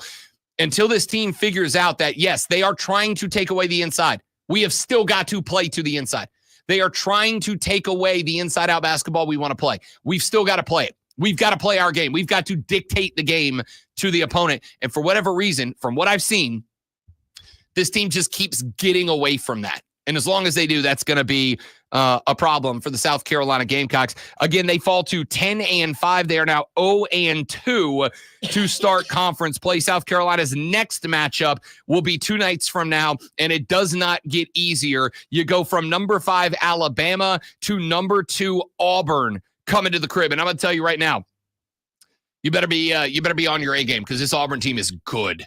This Auburn team is a Final Four team. Not a Final Four team. This Auburn team is a national championship caliber team. This is the best team Bruce Pearl has put together yet out there on the plains. Then you're at Vandy, and then you're right back into the thick of it. On the road at number 17, Oklahoma, back to the crib for a Florida team who just blew out the number 1 team in America by 30 points 2 nights ago. This is a tough run of play. By the way, it's not going to get easier, because the Southeastern Conference is a bleeping machine this year. This conference is as good and you know how I feel about all this, but I'm going to say what I got to say. Are you going to say it means more? No. It just means more? No. This might be the best conference I've ever seen in the world of basketball, in college basketball as a whole. I mean it. This might be the best conference I have, and I'm including back in the ACC when Carolina and Duke were all in their heyday. This might be the best basketball conference I've ever seen. I'm including back when the Big Ten used to be a basketball conference. This might be the deepest, best overall basketball conference that I have ever seen. Auburn is a Final Four team. Mississippi State's an Elite Eight team. Alabama's a Final Four team. Ole Miss is a Final Four team. Texas A&M might be a Final Four team. Florida might be a Final Four team. Tennessee was the number one team in the country till they lost to Florida. Still a Final Four team. Georgia. There were people online last night. Georgia was running folks out of the gym saying Georgia's a basketball school now. I mean, it's this conference is fly. And by the way, have you noticed we haven't even gotten to Kentucky yet? We haven't even gotten to LSU yet.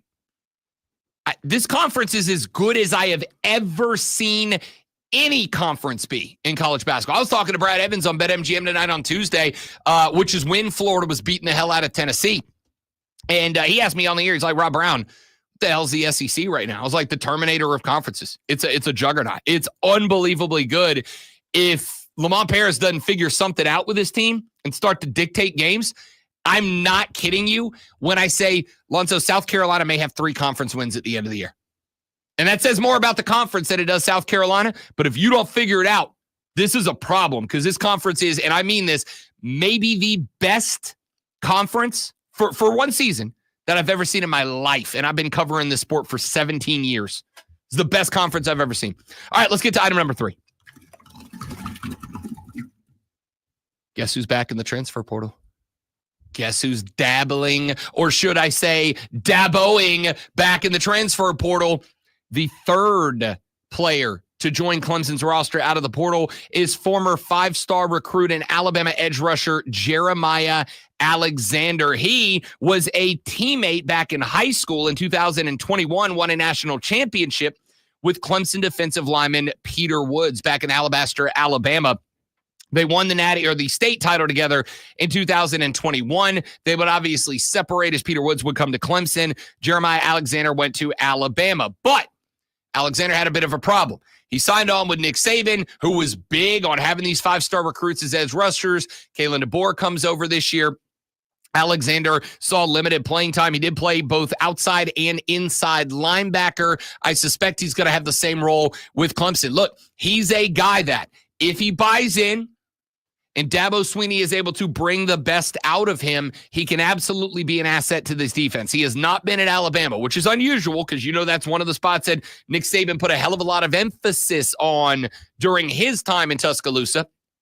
Kalen DeBoer, more of an offensive-minded guy. We'll see how that plays out. But this is the now third transfer portal player in via this cycle. He joins Purdue defensive end Will Helt and Missouri State wide receiver Tristan Smith on the Clemson Tiger roster. So for those of you that have been nitpicking at Dabo because he has not been using the portal, he's using the portal, dude. That's 3 players in 3 weeks. At what point is this no longer a story and it's more about the players transferring than it is the fact that Dabo is using the transfer portal? From the standpoint of...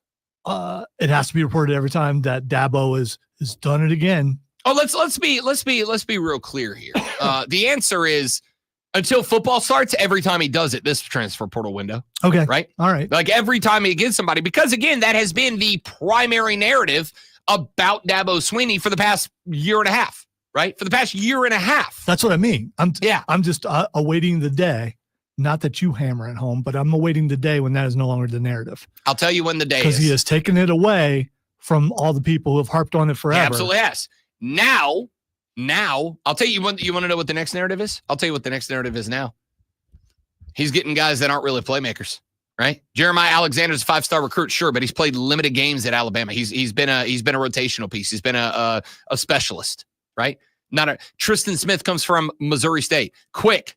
Somebody tell me Missouri State's mascot. This man transferred 2 weeks ago. We talked about it at length. What's Missouri State's mascot? What conference are they in? Stallions.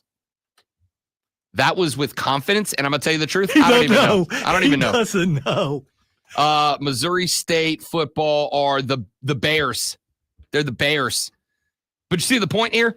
The point is the next narrative is going to be, but why isn't he competing for the top players in the portal? You just got a guy out of the Ohio State Valley Conference. Is that a game changer for Clemson at a spot that they need a game changer at wide receiver? This is the Ohio Valley Conference. You know what I mean. Well, I just want you to be accurate. I know. I got to get it right. I get it. The point here is that's going to be the next narrative is, he's getting guys now, but he's not getting good guys. He's just getting some guys, and that's not enough. That's going to be the next narrative until he starts pushing it. Or these transfer portal guys aren't working. Why did he just stick to his guns and only bring his guys in? Maybe so. It's going to be criticism until when? Until they win. Until they win a national champion. Yep. By the way, shout out to my guy Shane. I was up at the well yesterday, and Shane came up. He was like, "Yo, you're Rob Brown. I listen to the show every day." My man's listening right now. Shane, my guy, good to meet you yesterday. Thanks for listening on the reg, bud. Wait. I thought this was the Rod Brown show. The Hot Rod Brown show. You're Rob Brown? When people meet me in public and my name's on the back of my jersey, yes. I'm on the wrong show. I think I'm going to get a custom Hot Rod jersey at this point. Shane, my man, great to meet you yesterday. Thanks for saying hello. Made my day, man. Appreciate you very, very much. Let's take a break back after this on the Rob Brown Show. It's the Fan Upstate. 97.7 FM Greenville. 97.1 FM Spartanburg. And on the Odyssey app. Upstate. I'm Chuck Sanders. Here's the Sports Flash presented by Progressive. Some coaching changes for the Carolina Panthers. Secondary coach Burt Watts has been let go. So is outside linebackers coach Tem Lukabu and quality control coach Bobby Maffei. In overtime last night, the Furman Paladins beat the Citadel 67-63. The Paladins improved to 14-2 overall, 2-1 in the Southern Conference. Nick Anderson had 23 points. Number 5, Alabama beat South Carolina 88-68. The Gamecocks dropped to 0-2 in SEC play. Wofford knocked off Western Carolina 77-69. East Tennessee State with a 70-68 win at Mercer. South Carolina Upstate with a 77-67 win over Presbyterian. Mr. Dean had 23 points for USC Upstate. Michael Christmas put up 27 points, leading Longwood past UNC Asheville 85-76. Bundle auto and home, renters or condo, and save with Progressive. Download the Odyssey app, search the Fan Upstate, and listen anywhere on your phone. I'm Chuck Sanders. That's the Sports Flash on the Fan Upstate. Up to the minute upstate traffic. Looks like you have construction up on northbound I-85 near mile marker 77. I would say that's right around Davis Road. So may see a little bit of a backup there. It's not a huge delay. Also construction south on I-85 at the exit.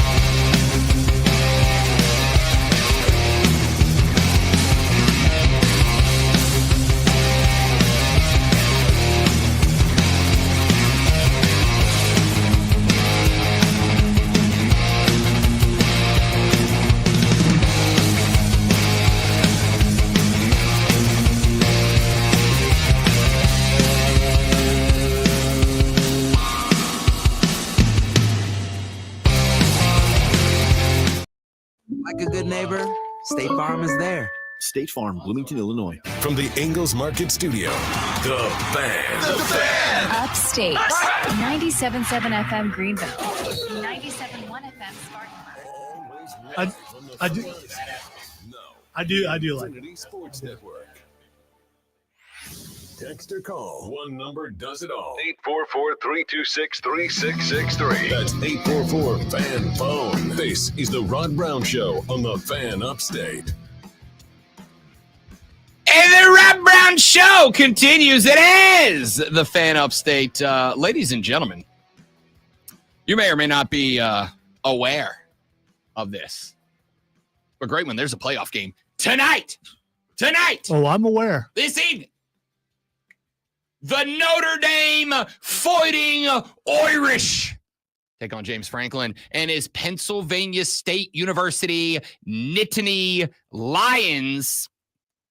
The winner moves on to the national championship. Who you got, so? Straight up, prediction right out of the gate. Who you got?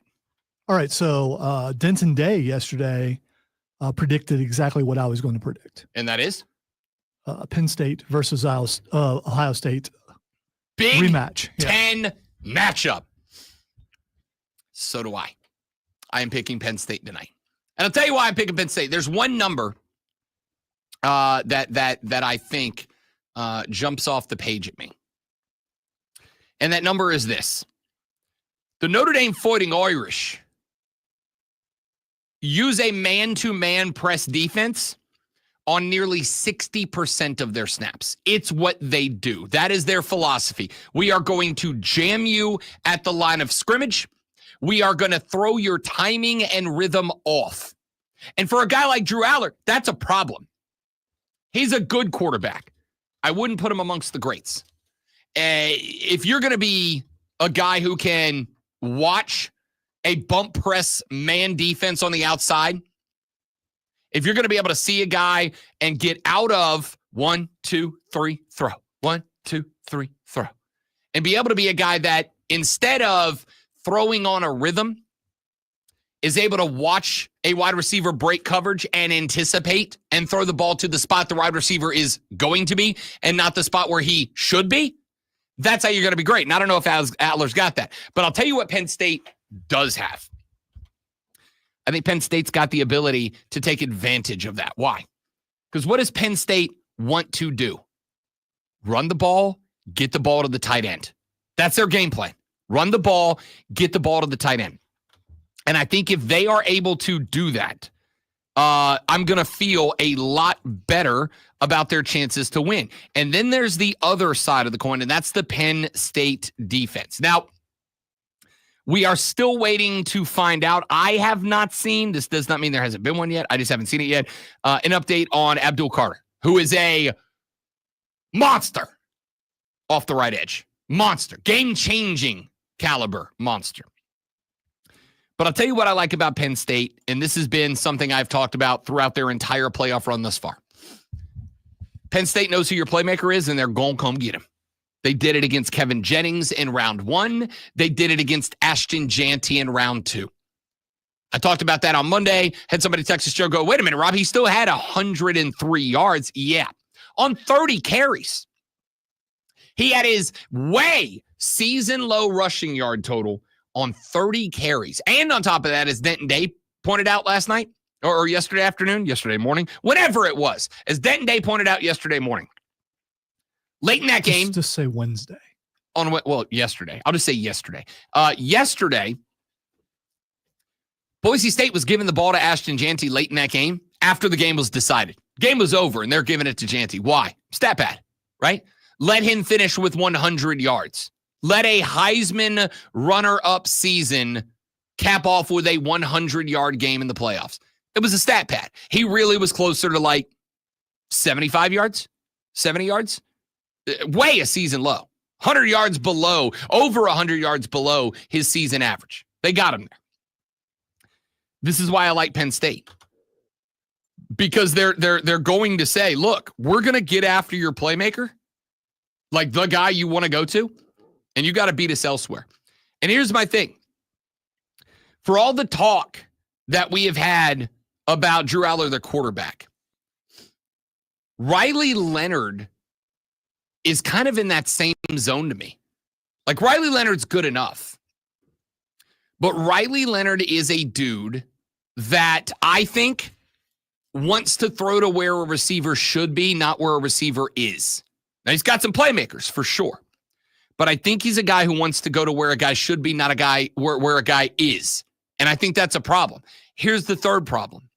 Riley Leonard is a guy that if you play bump on the outside and you take his timing away from him, his natural reaction, and it's fine because he has the ability. But his reaction is what? Put the ball away, run between the tackles. I don't think he can do that against Penn State. I think Penn State's defense wins this game. I'm on the under in this game for what it's worth. I think that Penn State's defense pins the ears back. And I will say this. I said this about the Georgia team in the Notre Dame-Georgia game. I think Georgia made one critical mistake in this game. Georgia's defense played soft. For a team that over the past handful of years has made their entire identity, we're going to kick your ass at the line of scrimmage on defense. We are going to go get big old monsters. We're going to line them up 4 across the front, and we are just going to whip you at the line of scrimmage. I went back and watched, specifically in the third quarter, where Georgia kind of had their back against the wall because they gave Notre Dame points to end the first half. They gave Notre Dame points to end the second half. All of a sudden, it's a 2-score game. This is the point where I expect a Kirby Smart team to throw caution to the wind and go, look, if Riley Leonard burns us down the field when we play bump man on the outside, he burns us. It is going to be what it's going to be. Tell you what we're not going to do. What we're not going to do is let Riley Leonard beat us with his legs up the middle. What we're not going to do is let Notre Dame run the ball on us. We're going to make them throw. They're going to have to make a stellar play, and anytime they don't, it's going to stop the clock and preserve precious seconds for us. What did Georgia do? The exact opposite. For some reason, Georgia started playing off the ball. For some reason, Georgia started playing back. And what happened? Riley Leonard was just picking up 4, picking up 6. I think he only ended with what, like 70, 75 rushing yards, something like that? I mean, it wasn't a huge day for Riley Leonard. But that's because he was just getting first downs. Keep in mind, at that point in the game, Notre Dame is trying to bleed the clock. They are trying to kill time off the clock. So I don't need to see Riley Leonard going out there and breaking off 20, 22, 24-yard runs. Riley, find the sticks, get to him, go down, baby. Keep that clock chugging along. That's what he did against Georgia. I don't think Penn State gives that to them. I don't think Penn State allows that. Texter said, Rob, you're wrong again. Notre Dame's offensive line is bigger and better than Boise. I'm going to say 2 things about that, Texter. Number 1, I think Boise State's offensive line was underappreciated. All right? I really do. Ashton Jeanty was good. Got to have a hole to run through. I don't care how good you are. I agree with you. Notre Dame's offensive line is bigger and better than Boise. Penn State dominated Boise's offensive line, right? Like, even if Notre Dame is bigger and better, and I agree with you that they are, Texter, even if they are bigger and better, I would also point out that they got whipped. Penn State owned the line of scrimmage. Ashton Jeanty wasn't able to break things off just because he is very good, and he is. He was able to break things off for one reason and one reason alone. The offensive line opened the hole. He couldn't break things off against Penn State. Why not? Because Penn State just took the line of scrimmage away. This is why I pointed out, and we talked about this back in the first hour of the show.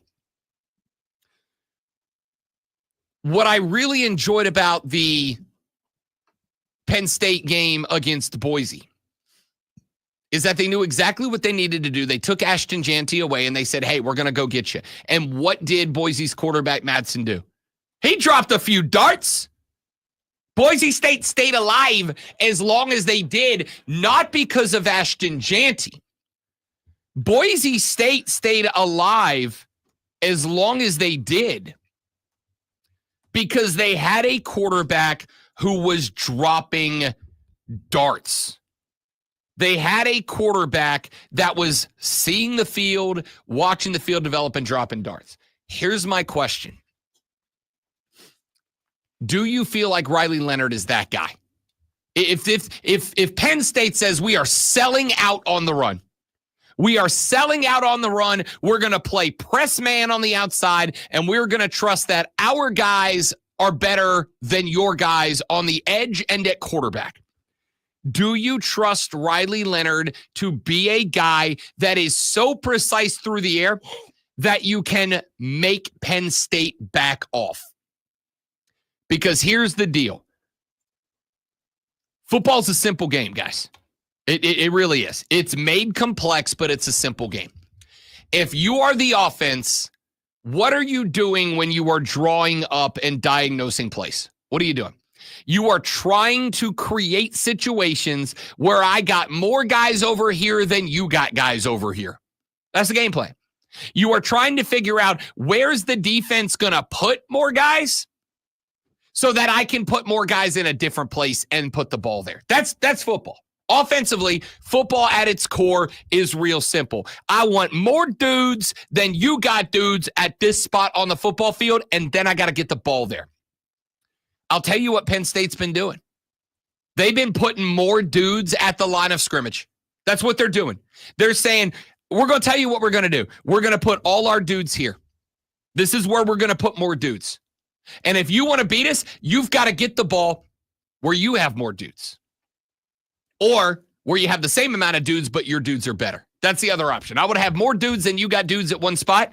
But if you have the same amount of dudes, I need my dudes to be better dudes than your dudes.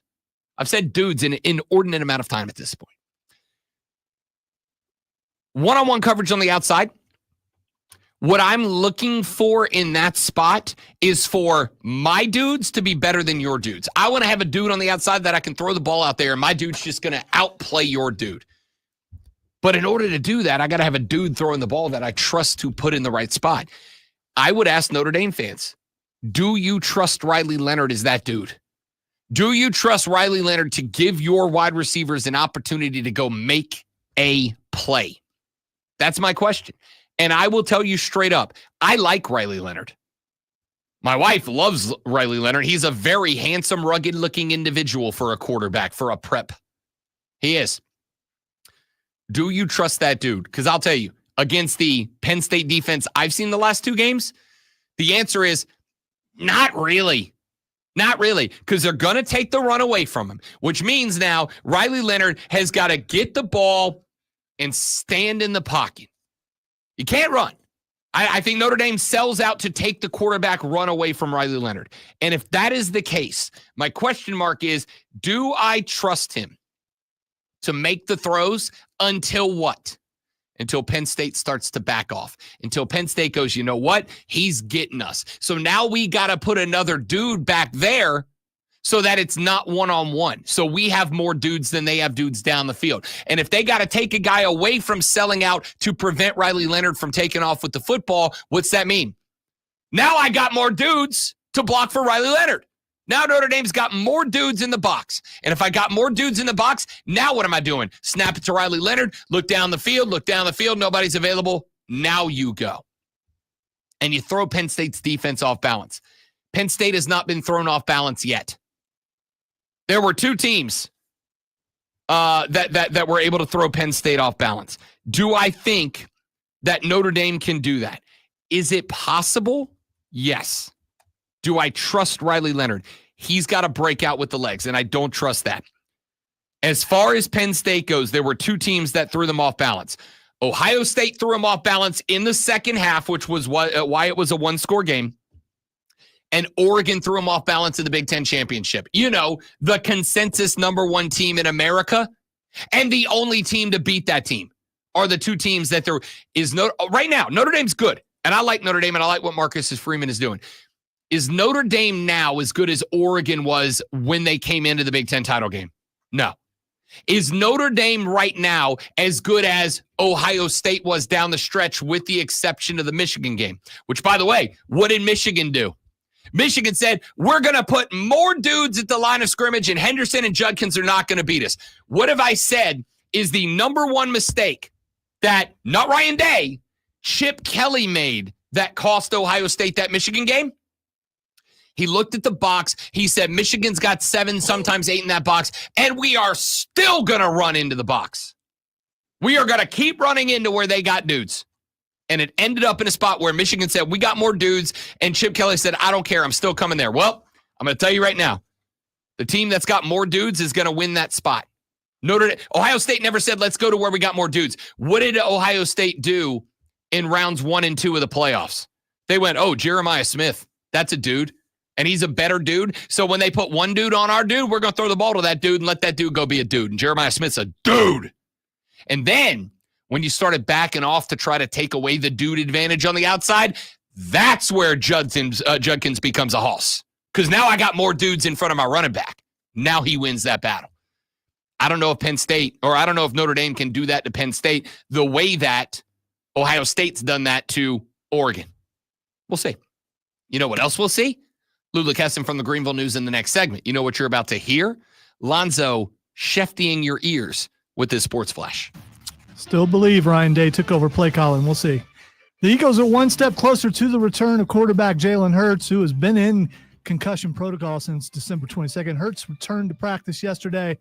Wednesday was Hurts' first practice since the injury, as the Eagles get prepared for a first-round matchup with the Green Bay Packers on Sunday. The Clemson Tigers are back in the transfer portal once again, also the transfer portal, this time landing former Alabama edge rusher Jeremiah Alexander. Alexander joins former Purdue defensive end Will Helt and Missouri State receiver Tristan Smith on the roster.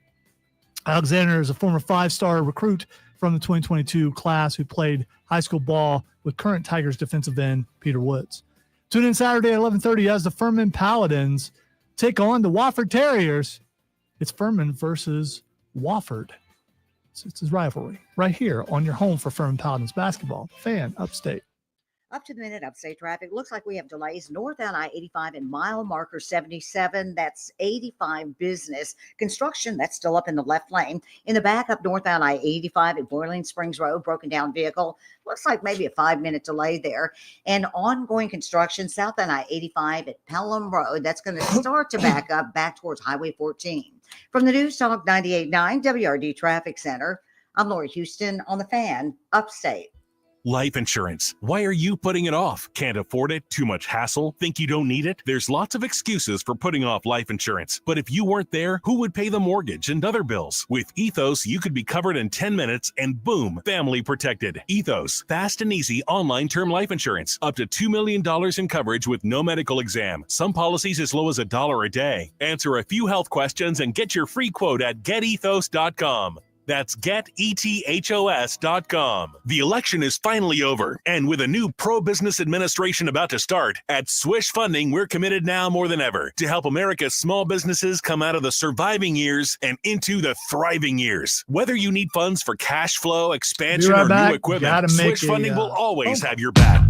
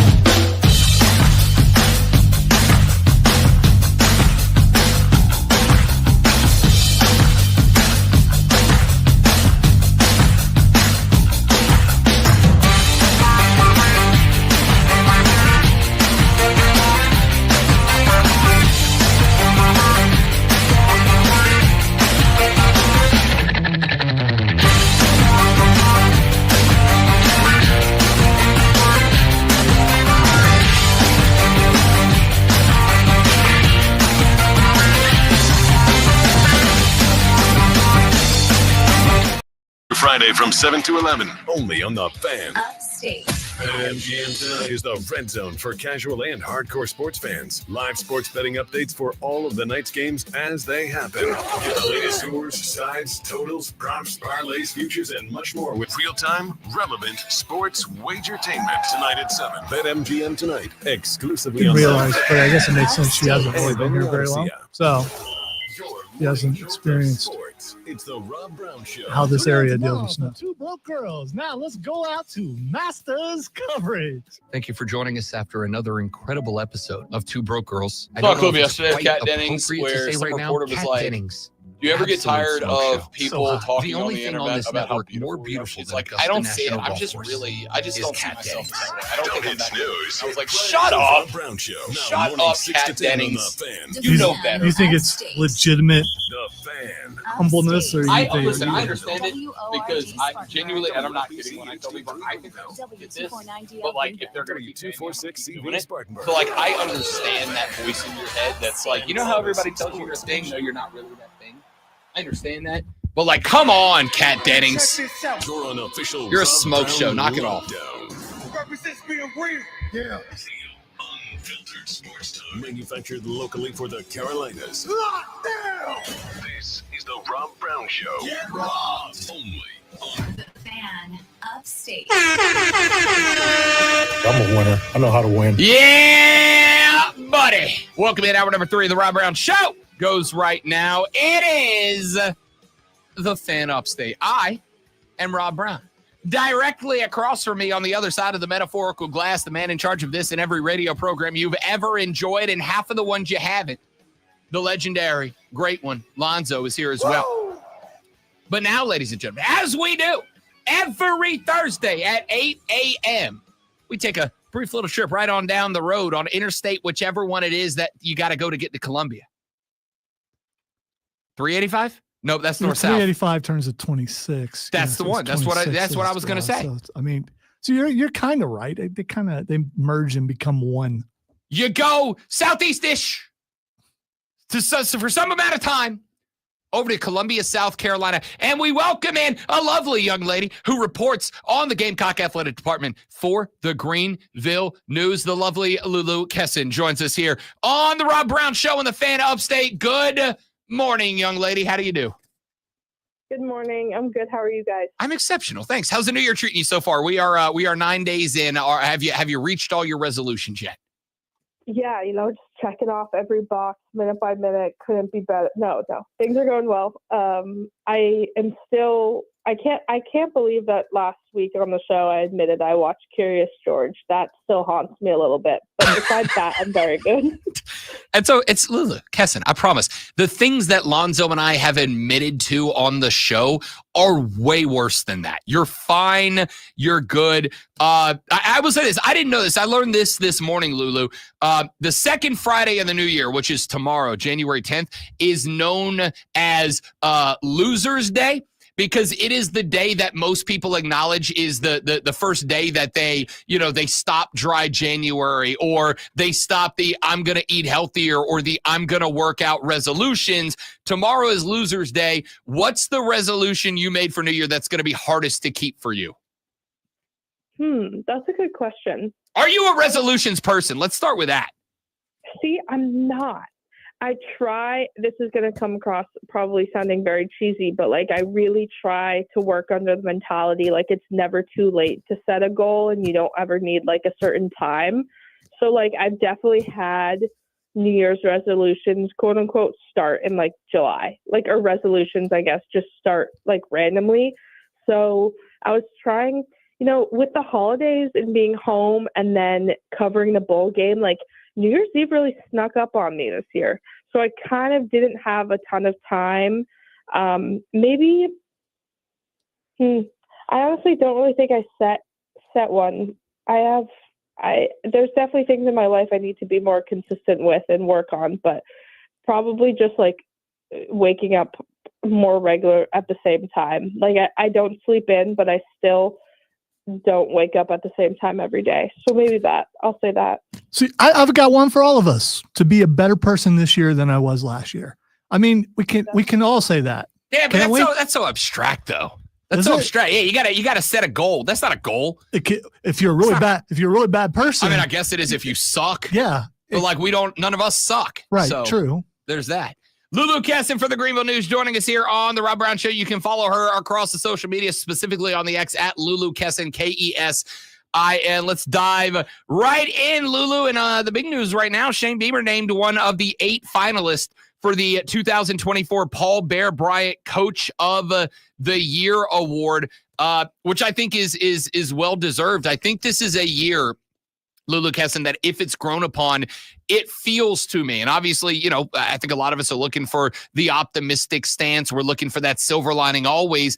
Did this kind of feel like a year that was a turning point for Shane? This kind of felt like a year that you go, okay, maybe this is a milestone year. Maybe this is a year that Gamecock fans look at 2, 3, 4 years down the road. If they compete for an SEC title game, they go 2024 was the year we kind of found the magic a little bit. I think this is well earned for Shane Beamer. Totally. I think it's fair to say his seat definitely got cold after this year as well. I mean, some people kind of thought like, all right, after my whole perspective on this year was, can Shane prove that last year wasn't going to happen again? That last year was just a random outlier year because he had a pretty decent rookie year as a coach. Obviously, 2022 until this year was his best year. And then he dropped just a goose egg with a 5-7 season last year. So I do think that this season was a turning point in the program where Shane was able to say, last year was a fluke. That's not going to happen again. That's not going to be the way that we play. That's not going to be the amount of games that we win. Here's our standard, and we're going to continue to meet it or try to exceed it year after year. I think that, and obviously, it is a combination of setting the culture, demanding that the people within the program adhere to the culture, but also finding that talent. And Lulu Kesin, I pointed out for many years that when it comes to recruiting, it's just like money, right? The rich get richer. The best way to become a billionaire is to start off as a millionaire. The fact that Shane found some of that talent, homegrown talent, guys that he recruited, guys that he brought in, guys that he got in from the portal, the fact that he was able to do that and succeed with it, I think the ramifications of that are you're going to start seeing more and better recruits and transfer portal guys start to show up. That's how you begin the trend upward for a college football program. Right. And the transfer portal in 2025 is even going to be so different than the transfer portal in 2023, 2024. Like, college football and the entire landscape is changing so rapidly. And Shane needs to kind of prove that with every twist and turn, like, he's not phased. And I know that kind of sounds like weird in general, but like some of his, his fellow coaches that have been doing this for so long, or people that are just less willing to cooperate, I guess it's a clear lack of understanding that things in, the 2025 season are going to be different than they were this year or last year. So be it. Shane's recruiting the right people to kind of to go through the twists and turns, but obviously with a lot of what's going on with the financial aspect of college football, like Shane's recruiting methods are everything's different. And I think what was most impressive to me this season was his ability to kind of stay with it and adjust and find people that worked, because I can't look, I don't think people were fighting over Demetrius Knight in the transfer portal because they didn't know what he could bring. But Shane clearly saw something that he knew exactly what he was doing, and it paid off. Things like that, players like that, which I think speak volumes for Shane's ability to recruit. Lulu Kesin of the Greenville News joins every Monday at 8 a.m. to talk about the Gamecocks here on the Rob Brown Show and the Fan Upstate. Season's been over since the bowl game a couple of weeks ago now, because time flies at this point, Lulu Kesin. As far as the mentality, the attitude, kind of where in the off-season program are the Gamecocks? Is Shane Beamer right now? I mean, obviously, recruiting never sleeps. Working that portal never sleeps. We saw Aaron Nolan come down from Ohio State. I'm assuming there's going to be some other guys that are making moves, et cetera. But kind of what's the attitude? What's the mentality? Where is the program right now that the season has been put to bed? Well, to answer your question, like physically, like the students just moved back from break, which means that all the new recruits that graduated high school early have moved onto campus and will begin training with South Carolina. So it's not the first year that they do this, obviously, like, excuse me. Last year, I know that Mazio Bennett and like David Busey, they were there in January. But yesterday I saw a post of all the new players moving in. So I think that despite how the season ended and despite the pretty large amount of people who have already declared for the NFL draft, like, I think, I don't want to say who's left because there are a lot of people, but who is left of the 2024 team seems very eager and excited to kind of continue working and yeah, they took a physical break, obviously, maybe in the last like 2 weeks or so, but it from the vibe of people like Jalen Kilgore and Lenoris, like the hard work didn't stop, and they're very, very eager to kind of continue on the up from what they did in 2024. Lulu Kesin joining us here on the Rob Brown Show and the Fan Upstate. Talking a little Gamecock football. We'll flip it over to the women's basketball team here in just a moment from right now. As far as the defense next year, we just had a commenter on our live stream, Lulu, say the Gamecock defense is elite, but we lose 4 to the draft. What can you tell us about names that are gone, that are coming back, that are sticking around, that you think, and I know we're obviously way early, we're not even kind of close to spring yet, but what are your thoughts on what that Gamecock defense that down the stretch did hold its own against teams like Alabama, et cetera? What do you think this defense shapes up to be like next year? Well, I think that there's no denying the fact that the defense is losing some of its most important pieces. So, like, obviously, Kyle Kennard, he's gone.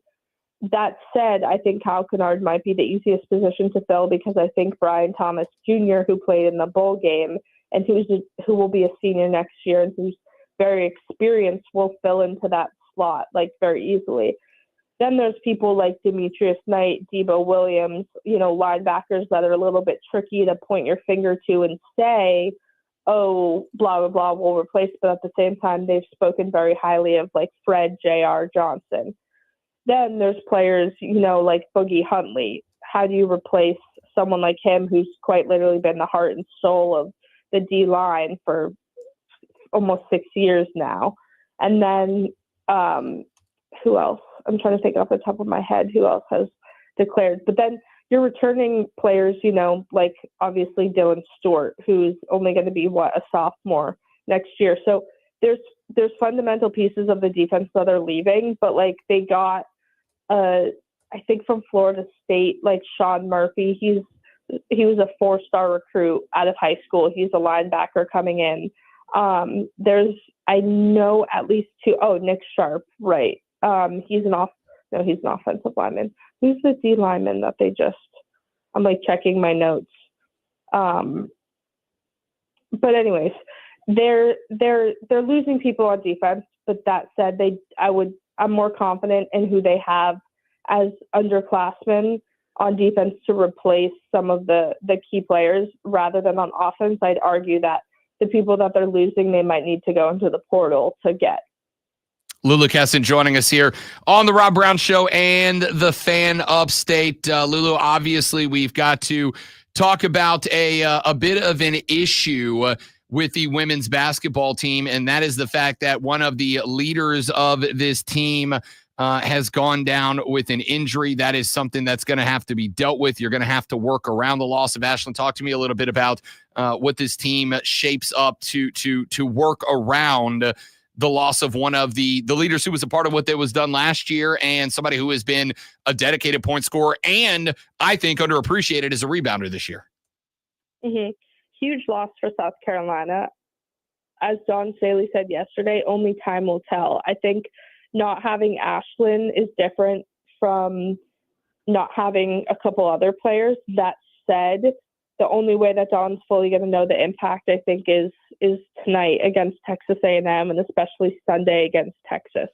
Ashlyn's, her numbers speak for itself. She's an incredibly talented and, instrumental part of the team, especially on defense. She brings just a different level of athleticism and in skill and kind of game IQ. You know, it's sort of a blessing that she doesn't start, in the sense that South Carolina still has obviously two very capable forwards technically ahead of her.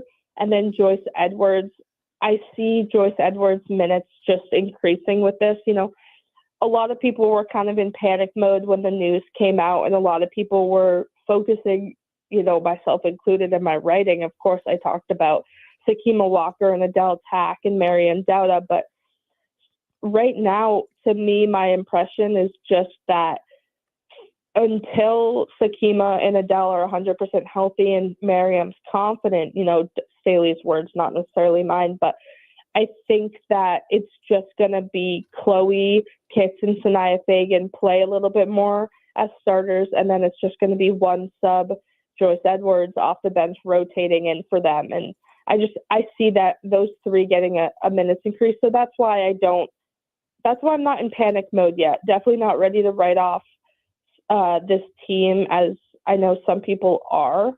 And I think that it's important to remember South Carolina is still the number one team, in the sense that Dawn Staley isn't going to recruit a player that she doesn't think can play with the best of the best. So I trust that anyone on her roster will step up in Ashlyn's absence whenever that time may come for them. But I think for the immediate future, it's just kind of going to be an increase of minutes for Joyce Edwards off the bench. It is obviously going to be an interesting adaptation, especially considering, Lulu Kesin, you're about to hit a very interesting part of the season. You've got one more unranked that's coming up tonight when the Aggies come to the crib, but then you start a game of, or a run of 5 consecutive top 18 teams. You've got number 5 Texas coming to the house. Then you're on the road at Alabama, back home for Oklahoma and LSU, number 10 and 6 respectively. And then you got to go out to Tennessee, number 16 in the country. I mean, I guess the good news, if there is any here, is that you've got at least a little bit of a tune-up to figure out what this team's going to have to do without Ashlyn Watkins. But then we get into the meat and potatoes of the SEC season, where it's really going to start to pick up a little bit. Yeah, I can't get over that kind of 4-game stretch, going from Alabama to Oklahoma to LSU to Tennessee. Like that's a lot of incredibly talented basketball, and it doesn't necessarily stop. I mean, that they end the season with Kentucky, and obviously Kentucky's red hot right now. Like the SEC is good this season, and I think as Dawn Staley said yesterday, like having these incredibly talented SEC teams, she thinks is a really great measuring stick, and it's a way that South Carolina is kind of able to measure itself against some of the best and the best and national championship, you know, potential teams. So I'm curious to see how South Carolina weathers the storm, especially without Ashlyn. Lulu Kesin covers the Greenville News, covers the Gamecocks for the Greenville News. You can follow her on X at Lulu Kesin, Kesin. Joins us every Monday at 8 a.m. Thursday. I'm going to get through this, Lulu Kesin. My New Year's resolution is to like relax, calm down a little bit, and I'm very clearly failing. That's funny. I also forgot to mention, I saw on Twitter, do you watch Shrinking, Rob? Do I watch what? Do you watch Shrinking with Harrison? Oh, I'm in love. I'm in love. Harrison Ford might be the funniest individual on television right now. I adore that show. Okay, good. I saw that you tweeted about him, and don't get me wrong, I know that Harrison Ford has a ton of things besides Shrinking, but yeah, I won't spoil. I mean, what season are you on? I am still grinding through season 1. We finished episode 6 last night. And like I said, this is my favorite Harrison Ford role since he wore a leather jacket and flew the Millennium Falcon. Honestly, my boyfriend might have the same opinion there. It's so good, and I'm jealous that you get to watch it like season 1 and season 2, because I watched it like 2023 and then had to wait until October for the second season. So enjoy the fact that you can just cruise through it, but it's one of my favorite shows. It's absolutely genius in my opinion. See, Lulu Kesin not only has great taste because she's willing to come on the Rob Brown Show weekly, but great taste in entertainment too. The best. Lulu Kesin from the Greenville News here on the Rob Brown Show on the Fan Upstate every Thursday at 8 a.m. Young lady, we appreciate it as always. Tell your mom I said hi. We'll talk to you next week. I will. Have a good day. See you You're the guys next best. Lulu Kesin here on the show. When we come back here in just a minute, we'll talk a little NS Football League because it is Wild Card Weekend. Then Rashad Beard of the Panther Nation podcast joins us in about 20 minutes. Hatin Ass Mario at 9 o'clock. Fight Club with Lonzo at 9:20. Then we ask what the X is going on and call it a day on the Rob Brown Show in the Fan Upstate. Real sports talk, real sports fans. The Fan Upstate Is the sports voice of you, the Upstate fan. Call 844-FAN-PHONE. That's 844-326-3663. The Fan Upstate. Panthers finished their season with a 5-12 record, and more importantly, also have their quarterback moving forward after the play of Bryce Young in the second half of the season. I'm Jim Zoki with a Panthers update after this. All right, guys, step it away just a minute. We're right back.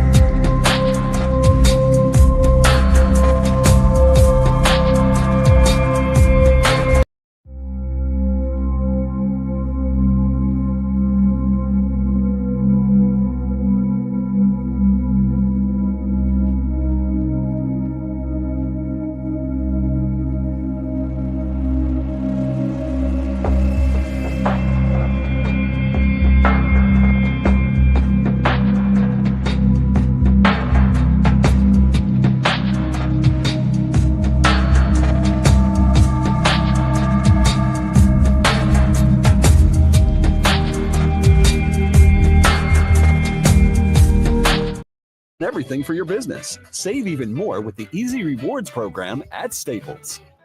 Sponsored by Rapid Radios. Rapid Radios are instant push-to-talk walkie-talkies offering national LTE coverage and no subscription ever. Business owners can now keep in touch with up to 200 staff members at one time. Go to rapidradios.com now for up to 60% off and free shipping. The Fan Upstate. Here's how to get in the game. On your radio at 97.7 FM, 1330 AM, Greenville. 97.1 FM, 950 AM, Spartanburg. Listen on your phone. Download the Odyssey app and search The Fan Upstate. There's a whole lot more to know about sound if you really want to go into the subject.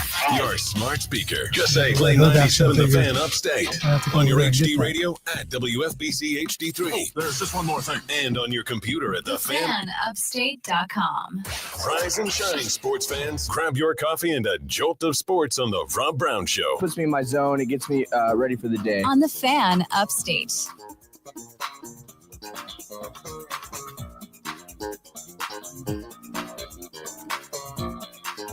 What? What in the... I don't know what you... Let's get you back for that horrible audio that you keep playing over and over again. And haven't played today, and now I doomed myself to hear it again. No, not that, but that's fine.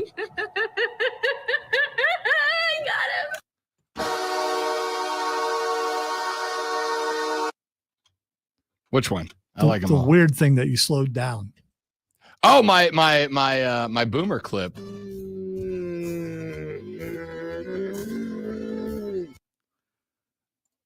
People are probably running off the road when you play that. It's just so. If you don't know where that came from, Chris Berman was really excited about the pick of Matthew Judon that he took back for 6 in the Falcons game a couple of weeks ago. So he went like during the replay. So then I just slowed it down and it turned into this, and it's just what possessed you to want to do that, though? That's the weird thing. I mean, what made you go, you know what? I wonder what that sounds like slowed down. I don't know. I can't explain it. It just happened. I heard it. I went, I bet that's really funny if you slow it way down. Turns out I was very correct. It is objectively hilarious. Funny is not the word.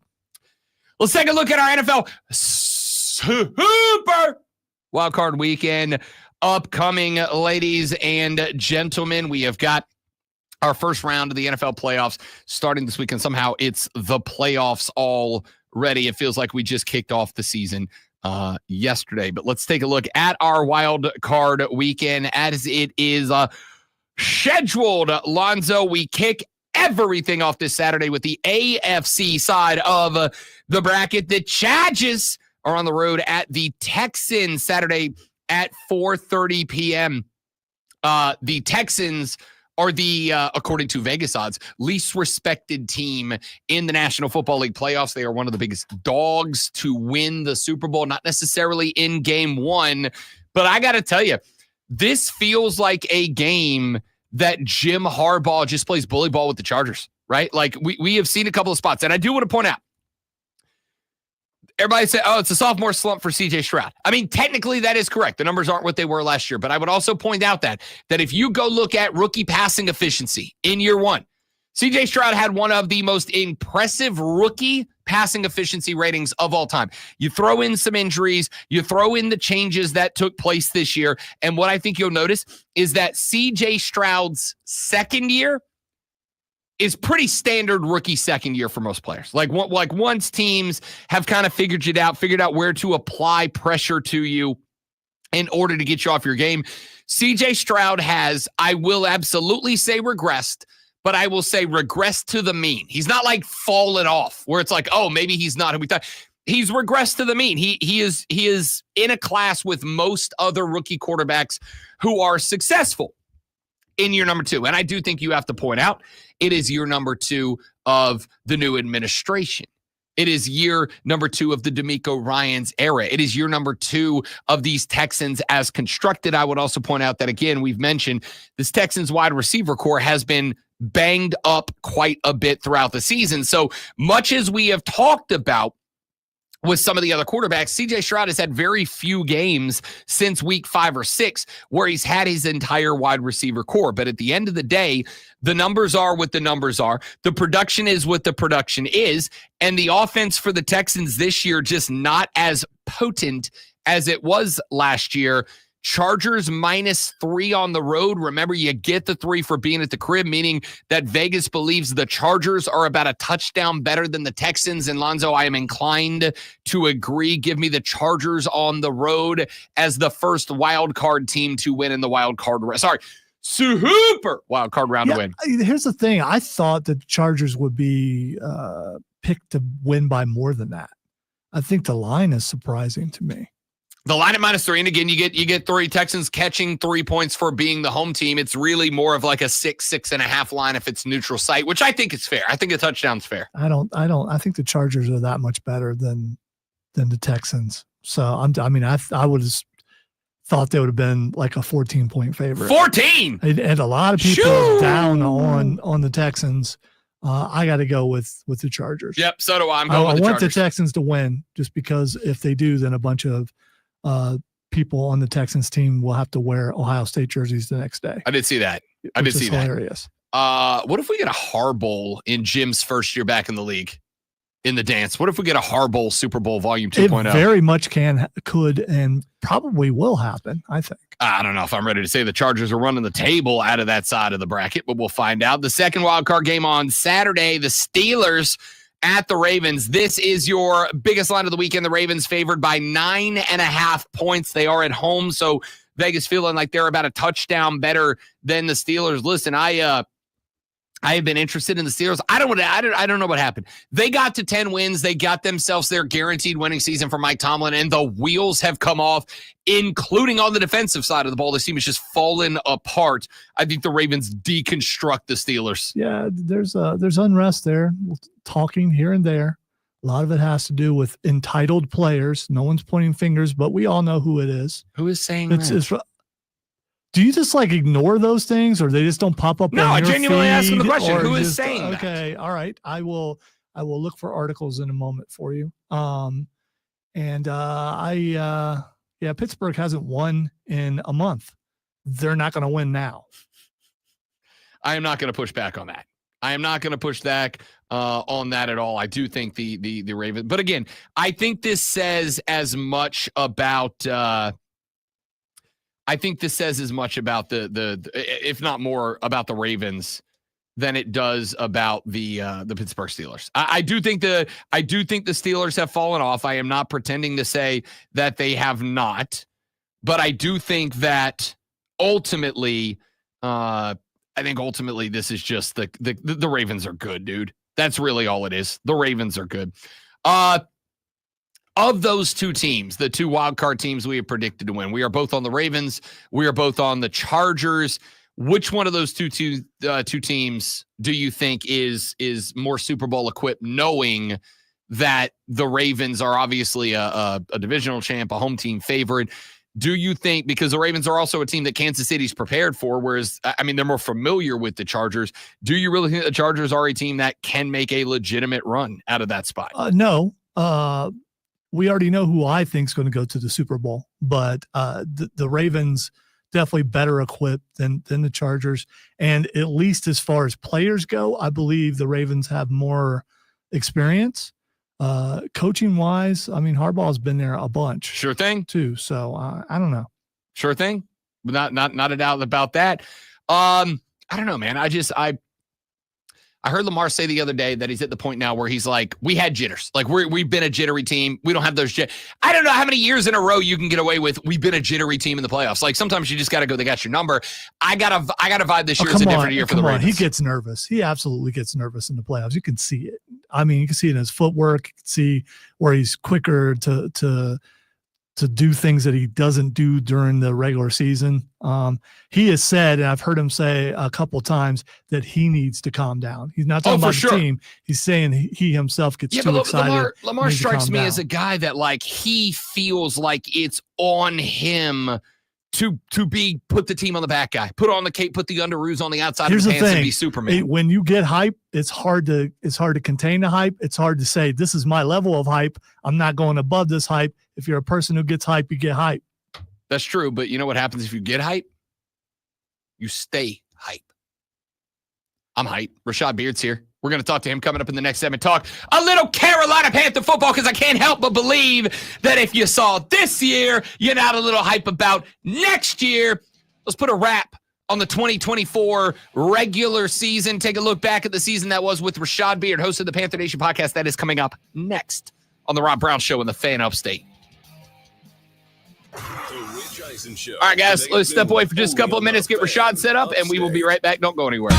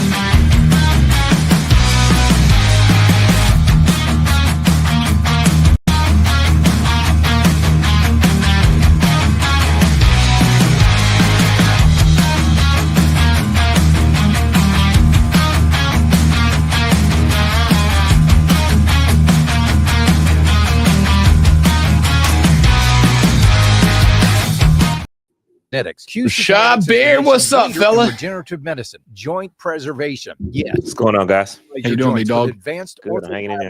treatments at QC Kinetics. Shout out to Zeke. Birthday. Happy birthday, big dog. Happy birthday, Zeke. An array of natural solutions like PRP to attack the pain from our. This isn't Ezekiel Elliott, is No, it? Are we sure? He's on his way out to LA. He's a Charger now. He's already there, I think, on the practice squad. Yeah.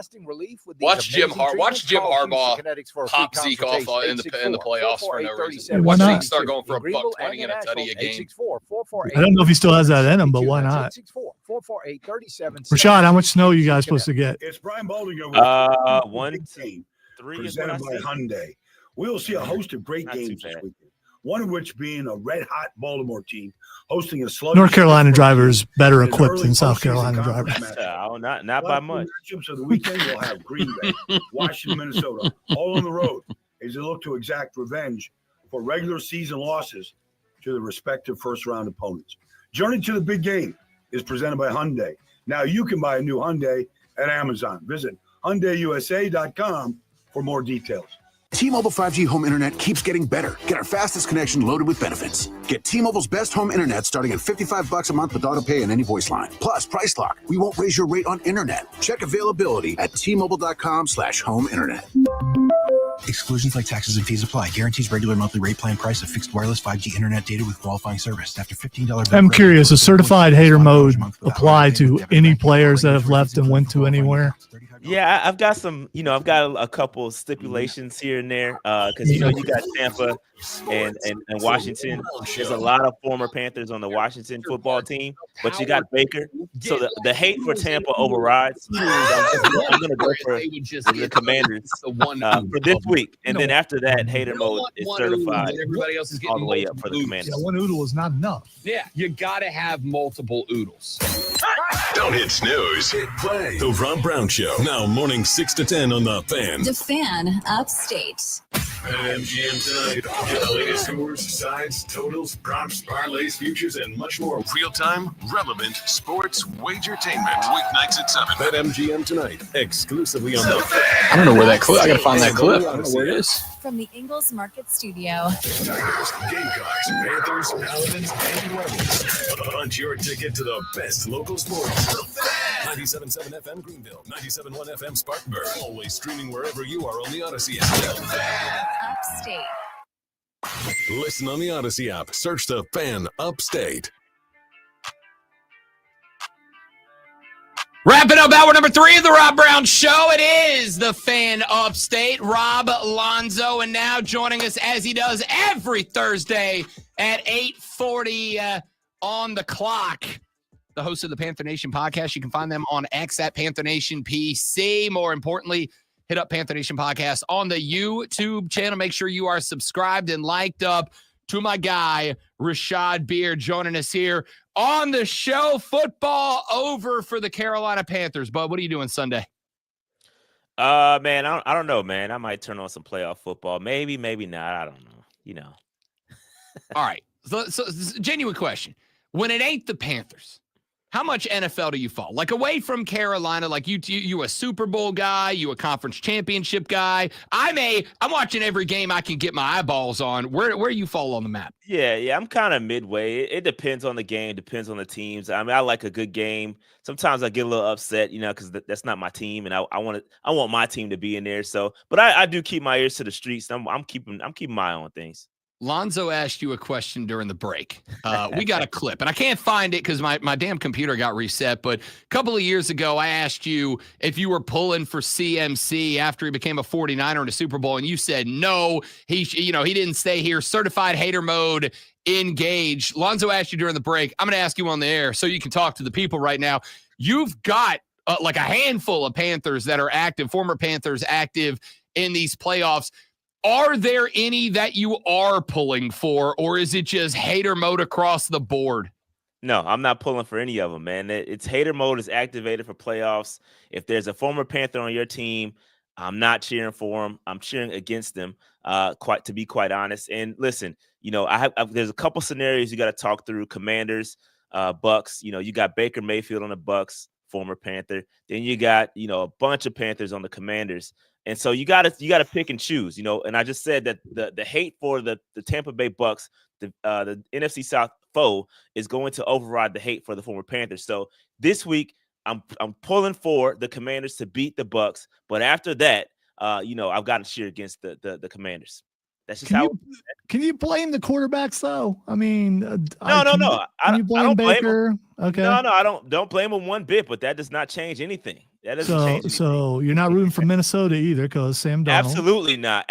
Absolutely not. Yeah, Minnesota's out. I'm going for the Lions. Go Lions. I think that's the only team I can really truly cheer for. Listen, the definition of a hater is being a hater. When there ain't no damn good reason to be a hater, yet you hate on anyway. My dogs, Baker and Sammy D, did nothing to you, Rashad, and you're still hating. Oh, hold on. You were a Swiftie last year. Why are you going away from that this year? Well, I'm rocking with them too. Yeah, that's okay. Give me the Lions, give me the Chiefs, and that's a game I can watch in peace. Hater. Well, except for Harrison Butker, but he's a kicker, hater. So I'll let that one go.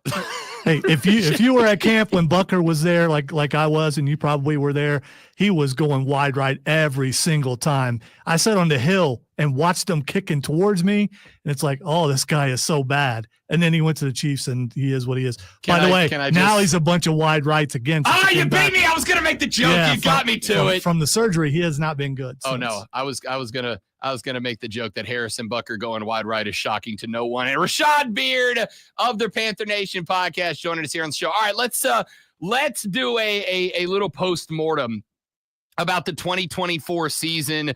Rashad Beard, as you wrap it up with the obviously the couple of losses there down the stretch, but you get the win over the Falcons. Lonzo said this earlier in the week. He said, look, he felt like the one thing that this team was missing this year that you could go, okay, we are trending upward, like definitive, put a period on the end of the sentence, we are trending upward, was closing out a close game, was showing that when it's gut check time, you weren't going to fold like a lawn chair. You were going to be able to go out there and get it done. You do that against Atlanta to a spot that you almost had. The Saints were up 3.5 quarters on the Buccaneers. You damn near straight up cost Atlanta a playoff spot. There was pressure on in that game, and the Panthers found a way to finish. I don't have a problem with that take. I mean, to me, the best way to end that season was to gut out a close win in a divisional game to show that you can do it, because let's be real, you just got to get to 9 and you win this division, it feels like some years. That's about as good of an exclamation point on the 2024 season as I could have asked for, other than just blow them out. Yeah, the Carolina Reaper returns, man. I love it, man. I love the way we close the season. You know, you stamped it, and you closed out the season on a high note, beating a division opponent, getting them out the playoffs. Essentially, thank you to the Tampa Bay Bucks for knocking the Falcons out. I'll take the Tampa Bay Bucks over the Falcons in the playoffs any day, even though Baker's a quarterback. See, there's stipulations to the hater mode. It kind of works out. You know what I mean? So, but yeah, I think it was very well played. Very tough game. We almost blew it, like you said, but we came back. We fought through it. A depleted defense, and we just still got it done. You know what I mean? Bryce Young is proven week in and week out, getting better and better and better. Put the team on his back. The no-look fadeaway Steph Curry-like touchdown throw was amazing. And so I want to continue to see that, and let's see if this carries on into next season. But good energy. I feel great about the season. I feel really good the way things ended. Just think about if he had thrown that touchdown and turned around and threw up the arms and the receiver dropped it. Hey, look, you know what's funny? That would have been bad. It would have been really bad. You know what's funny? I would not have been surprised if that happened the way things have been going with our receivers. But shout out to Tommy Tremble, who caught the football, and it was a great, amazing play. Bro, that might be the most high-pressure catch that he didn't know how high pressure it was. I said on Twitter, I'm like, yo, whether he drops it or catches it, that ends up being the most iconic gif of the 2024 season. Because if he puts that ball on the turf, then BY becomes that Swaggy P gif from a few years ago where he turns to put up the 3 and it bobs out in the background. Like that would, but that's a moment that if BY comes back next year and he keeps that trend going, bro, that's an iconic moment for the Panthers and a franchise that respectfully hadn't had one of those in a minute. Yeah, we needed that, man. We needed that. That is almost a Cam Newton-esque type moment where you have all the Cam Newton celebrations, and now Bryce has his moment. You know what I mean? And Cam Newton even went on Instagram to say he seconds this. He endorses what the Bryce Young celebration, the turnaround, no look, touchdown pass. That's a signature move now. That's his thing. Put it on a T-shirt. I mean, I love it. I feel good about it, and I love I love the confidence that Bryce is showing. I love that his personality is starting to come out, and it's all heading in the right direction for me. Rashad Beard here on the Rob Brown Show in the Fan Upstate. If I asked you, Rashad, to give me like one adjective, one word to describe this season, to wrap this season up, now that we've kind of got a couple of days in the back pocket to look at and think about it, what would you go with? Roller coaster. I would say, yeah, it's been a little bit of a roller coaster, up and down. But I'll take it. We're on this point. We're going downhill now. Things are going great and not going great. Things are still, yet to be determined on how things are going to turn into next season. But I love the way it closed. Just given the rough start with Bryce Young getting benched, we didn't know. We were having little discussions about trading him, or is he the guy? And he comes back and turns it completely around. And so, it's all good, man. Things are going great, and I love it. And sometimes you got to deal with this, with the ups and downs. And it's just a roller coaster ride, up and down. But we're heading in the right direction. I can't think of anything you've ever said that's made me laugh as hard as things are going great. Well, not great, but like I had to calm myself down a little bit. I get a little excited. I had to take a step back because we still got some question marks. Like, not to be abstract, because we got more stuff to talk about, Rashad, but I to me, that's as good as I think I felt as somebody. I'm not a Panthers fan, but like, I like the team to do well because I get more money when they do. I'm a big fan of that. Like, as a Panthers supporter, because I get paid for it, that to me is about the most excited you've been in a while. It's like the fact that you're at a spot where you got to say, I got to stop myself from getting excited because it's been a minute since you felt that way. Yeah, I don't think you've ever really seen me excited about with this, which is really unfortunate. That's fair. Yeah, hang on. I've only been here 5 years, Rashad. Yeah, but we haven't been, together that long. But listen, here's the thing. You know what I am most excited about, Rob? You want to know? I'm most excited about not being last and finishing last in the division. That's what I'm most excited about. There it is. There it is. Look, you're not last on a technicality, bro. Hey, all right, let's not pretend we didn't put a 47 spot on your head. Hey, it is what it is. If you ain't first, you're last. And that's you're not You're not first, Rashad. What are you talking about? That's the worst thing. I'm above you. That's all I can say. Oh, okay. All right. We got Henry that just checked in, and it's a fair question. We were going to do kind of overall postmortem, but we did have some changes yesterday. Secondary coach Burt Watts, outside linebacker coach Tom LaCava, quality control coach Bobby Maffia all let go yesterday. When you start making changes at the position coach level, Rashad, that to me is dialing in, right? Like, and obviously we're going with the silver lining, optimistic view here. You're keeping Ejiro, which I'm not upset about. That man had to deal with an injury bug that was only outpaced by Detroit and theirs this year. And I thought he did an admirable job. When you start making position coach changes, but not the coordinator as a whole, I like to think that that's really dialing in as opposed to like, we got to sweep everything clean and start this over. From an optimistic standpoint, Rashad, the fact that you're going position coach changes feels like a good thing to me. Yeah, I think so. And again, the Panther Nation, I'll speak for Panther Nation, they're on the fence with Ejiro, right? You had a historically bad defense. You gave up the most points in NFL history, right? It's not good. And so Panthers fans kind of wanted to see a change. But at the same time, you got to love Canales and Dan Morgan's steady approach here. You don't want to make any rash decisions. You know that you dealt with injuries, Derek Brown being injured, Shaq Thompson being injured, and a slew of other injuries. You didn't have the talent that you basically ended the season with a lot of undrafted guys. And I think what I said on my show on Tuesday was you basically chalk this season up to development of your depth, right? Guys like Damani Richardson, guys like Michael Jackson, guys like Trevin Wallace all had great seasons considering the circumstances, right? It wasn't good, but for them, it was a really good individual development season for those guys. So what you want to see is those guys come back, and maybe you can find other talent to improve upon those guys, but individually, those guys have improved, right? And that's what you want. You want to start building that depth. And that's what's important. So you take a look at it and say, all right, let's switch out some of these position coaches. And let's, like you said, dial in. And let's not make any rash decisions. Let's take a look at the scheme. Let's tweak some things here and there. And let's get this thing back on track. They believe and endorse Ejiro's scheme and his talent and his coaching ability. And only time will tell whether that's the right decision. Leonard said in the chat, if you're not last, you're third. Exactly. That's what I was trying to say. T-shirts made. Look at Rashad Beard of the Panther Nation podcast here for another minute or two.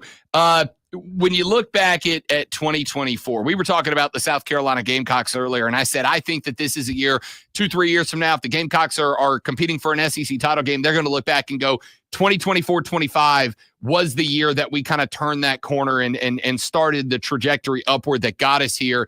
Do you feel like where we are right now, and obviously we're not even at spring practices yet, do you feel like this year may be a year that in a couple from now, not optimistically, realistically, that Carolina Panther fans look back and go, that was when Dave Canales found the stride. That's when BY became a dog. This is the year the Carolina Panthers made their way back into the NFC title picture. Yeah, I think absolutely. I feel good. I feel good about that. I do feel like we're heading in the right direction. I do believe Canales is the guy. I mean, he's done great jobs. He's done wonders with Bryce Young, obviously in one season.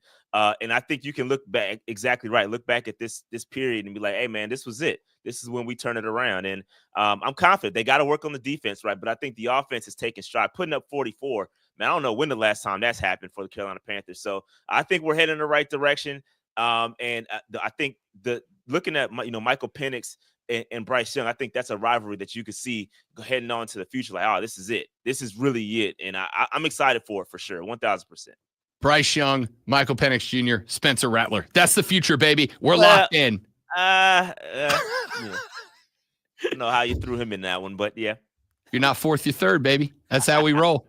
Rashad Beard, host of the Panther Nation podcast. You can follow them on X at Panther Nation PC. Check them out on YouTube. Make sure you're liked up and subscribed up there as well. My guy, we made it through 2024. Next week, we go ahead and turn the page, start looking at draft. Absolutely. Yeah, we're excited for the draft, excited for free agency. Got to get that first, right? A nice amount of cap space for the Carolina Panthers to make some moves. Dan Morgan's already talking about finding some talent to help that defense and to help Bryce Young potentially getting a wide receiver, maybe. Garrett Wilson trade, I don't know. We'll see. We'll see what happens. Cap space must be nice.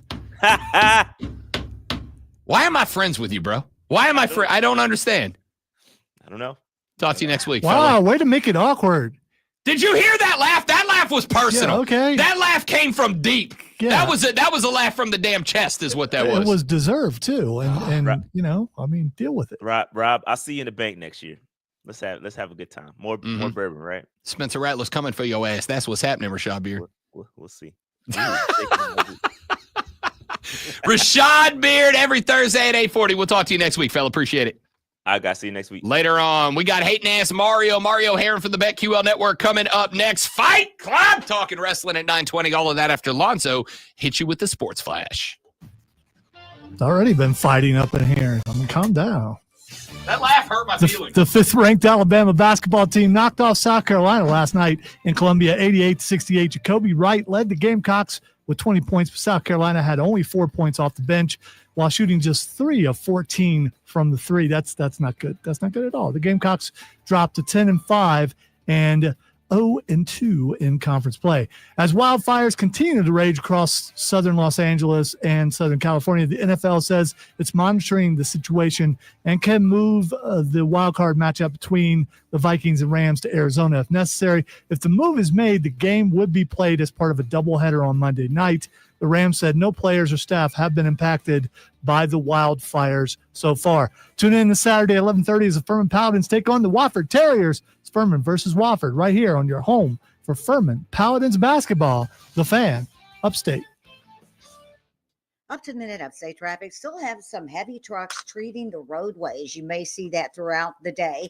Also, northbound I-85 at Boiling Springs Road, that right lane still blocked off. I'm going to say maybe 5-7 minute delay. Southbound I-85 at Pelham Road, right there at the exit. Construction there.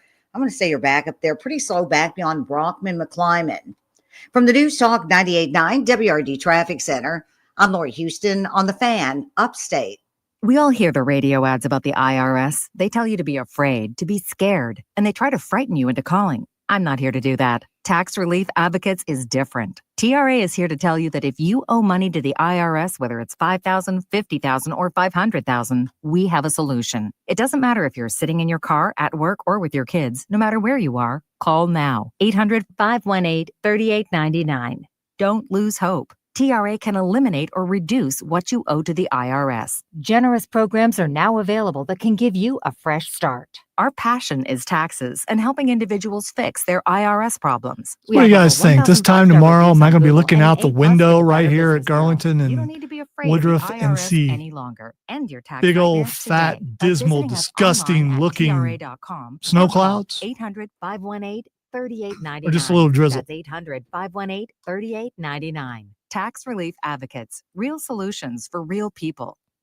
Prescriptions require an online consultation with a healthcare provider who will determine if. And how much of that bread really gets used that everyone panics and goes and gets? Based on product and subscription plan. Hi, I'm Dr. Peter I mean, board are you certified just, urologist and senior vice so president. when you go out and you panic and you buy your loaf of bread, what do you do with it? Do you just you think I got to hang on to the bread because this thing may last more than a couple of days and I'm going to need multiple sandwiches, or just are you portioning it out? Okay, sandwich today, French toast tomorrow. Whatever's left, I'm gonna tear up and make meatloaf with it. I mean, what are you doing? medical provider licensed in your state who can determine if And ED also the treatment milk. is right What are for you doing with the If milk? prescribed, your medication Maybe is just a bunch of shipped to you for cereal? free. That's So don't wait. possible. Join the hundreds of thousands of guys who've gotten help. But how do you know in a ED weather for event To how start much your free milk you online should visit and find ED buy treatment and at up or to drink? 95% off brand name prices. Go to hims.com/joy. That's hims.com. And how many people go out and /joy get for your milk free and bread online and they visit. never eat milk and bread? To the best sports talk anywhere. Normally during the week, To the Fan Upstate on during the Odyssey, month, no or matter whenever. where you are, in the car, at home, at work. Download the free Odyssey app on your phone. Search the Fan Upstate, and you're in the game. Hey, now we roll. The Fan Upstate. Your morning jolt of sports. It's the Rob Brown Yes, Show. James, the Saints are about to get. We are $60 million. I'm not done. Still? I'm not done. How? We are $60 million above where the Detroit Lions are, and they are $16 million over the cap. We have $60 million above a team that is $16 million over the cap. $16 million is a reason to panic. We're $60 million more than that. The Saints are going to be bad for the next 5 years. With no QB, too. With no Spencer Rattler's my number. I'm not giving up on that. They could be bad for the next 5 years and still contend for the South, though. I don't think so. I think Carolina's going to be good next year. I genuinely do. We'll see. And check this out. Your unofficial Rob Brown lockdown. Represents being real. Yeah.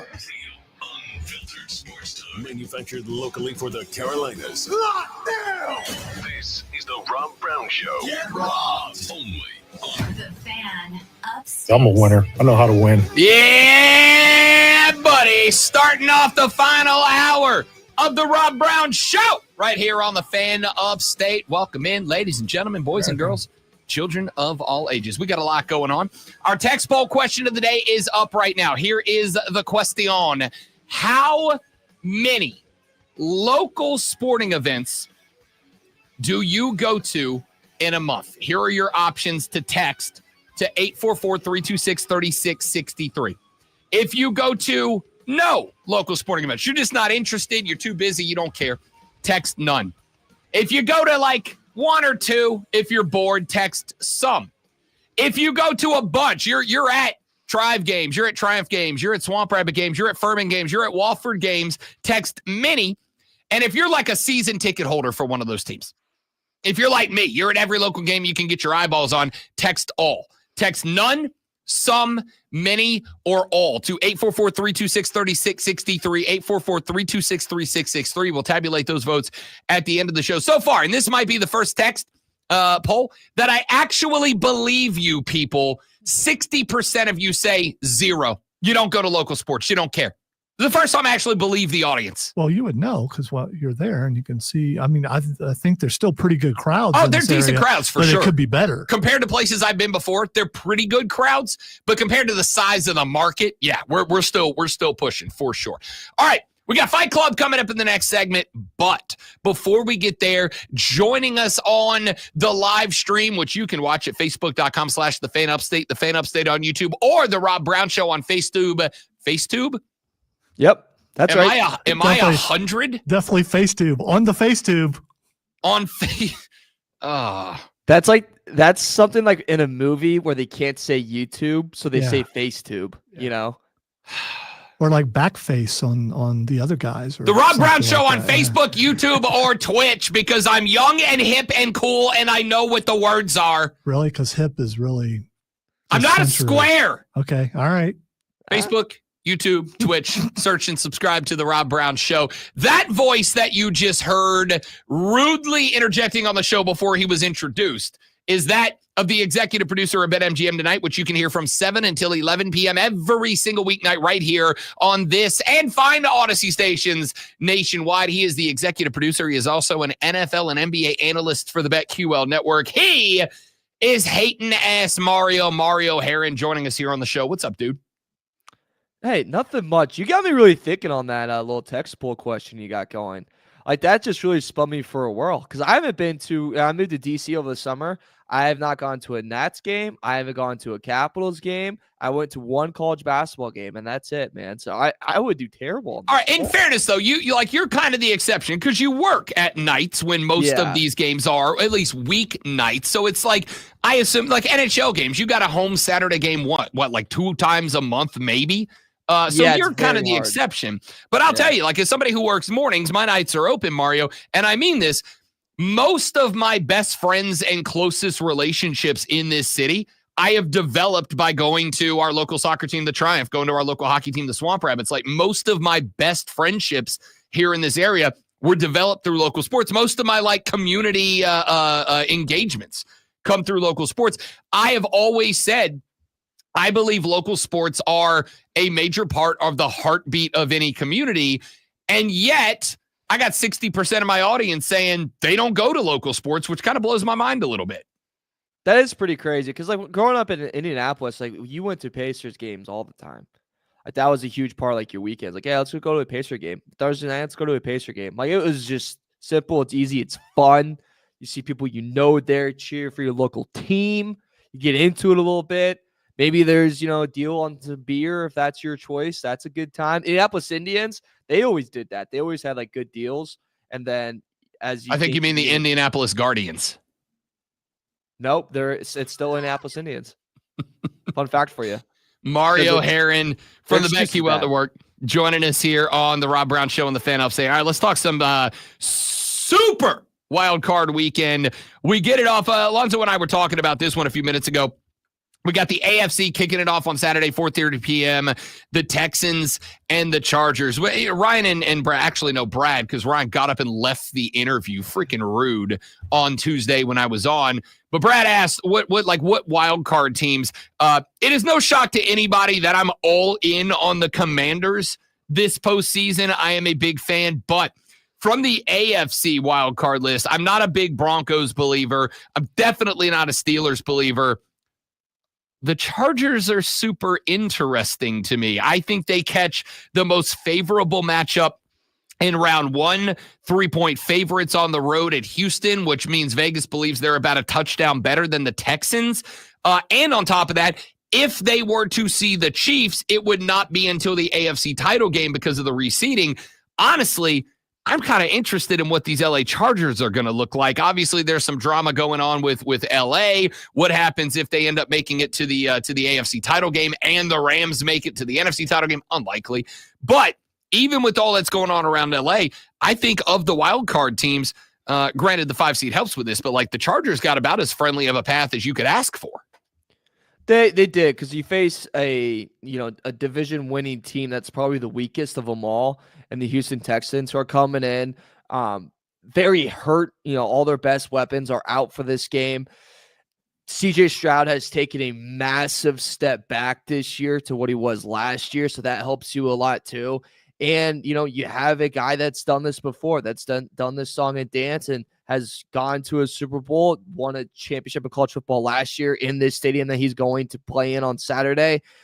A lot of things go for the Chargers' favor, right? And, that being said, I still think it's going to be a tough game for him. I think it's going to be a very, very close game, especially with who the Chargers possibly could have out. Looks like Joshua Palmer is not going to play. Quinn Johnston actually did not practice yesterday. So if those two guys are out, you're going to have to really lean on Ladd McConkey and probably their tight ends options and Will Dissly with the way the Texans really struggle to cover the middle of the field. But the thing that's nice for the Chargers is they've always found ways to win. And if you look at this matchup too with the Texans, they have the worst red zone offense in the NFL. Guess who has the best red zone defense? Los Angeles Chargers. Something's going to give, right? And what's going to give is 3 damn points. That's what's going to give. So that really helps them out. And then, in the next round, you look at they face the Kansas City Chiefs. And I know you would think you don't want to face Patrick Mahomes in the second round. You don't want any of that action. Well, if I'm a team that, this is going to piss off Lonzo. If I'm a team that's already faced the Chiefs twice and I get a third knock at it, and I have a QB that's top 5 in the NFL, and I have a very, very good head coach, and I have a good system around that, I would be fine with facing them. a third time in the second round. I would take that over, actually, to be honest with you guys, going to a Buffalo and facing the Bills for a first time. I would take that familiarity. I would take that rivalry. Anything can happen. That's the route I'd rather go. So I think the Chargers have a favorable route. Now, am I saying they're going to make the AFC Championship, go into Super Bowl? No, I don't think that's going to happen. But that route of all the teams in the AFC that if you're looking at wild card and, you don't want to look at the Ravens or Bills, I think the Chiefs, I think the Chargers are right there, right behind them, itching for a run. I don't know why I'm going to be mad about a team facing the Chiefs that hasn't beat them this year. I mean, that's a good argument too. That's a good argument too. I mean, and the team really well, so you don't have. I know it goes both ways, but the team really well, and you beat them twice already this year. And you have, it's an Arrowhead, and you have the cold weather, which all goes in your favor. It does go both ways. I completely agree. Like, I get the other sentiment to this as well, but I'm thinking too, if I'm in that Charger locker room, I'm going, all right, they got us twice. They ain't going to get a third lick in, or it's time that we deliver. All this is disrespectful. I'm going to let them know. To the Baltimore Ravens, who take on the Steelers at 8 p.m. on Saturday.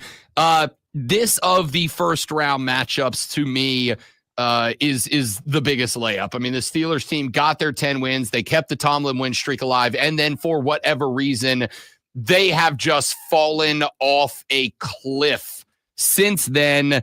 Is there any hope for the Pittsburgh Steelers in this weekend? Because my answer is absolutely not.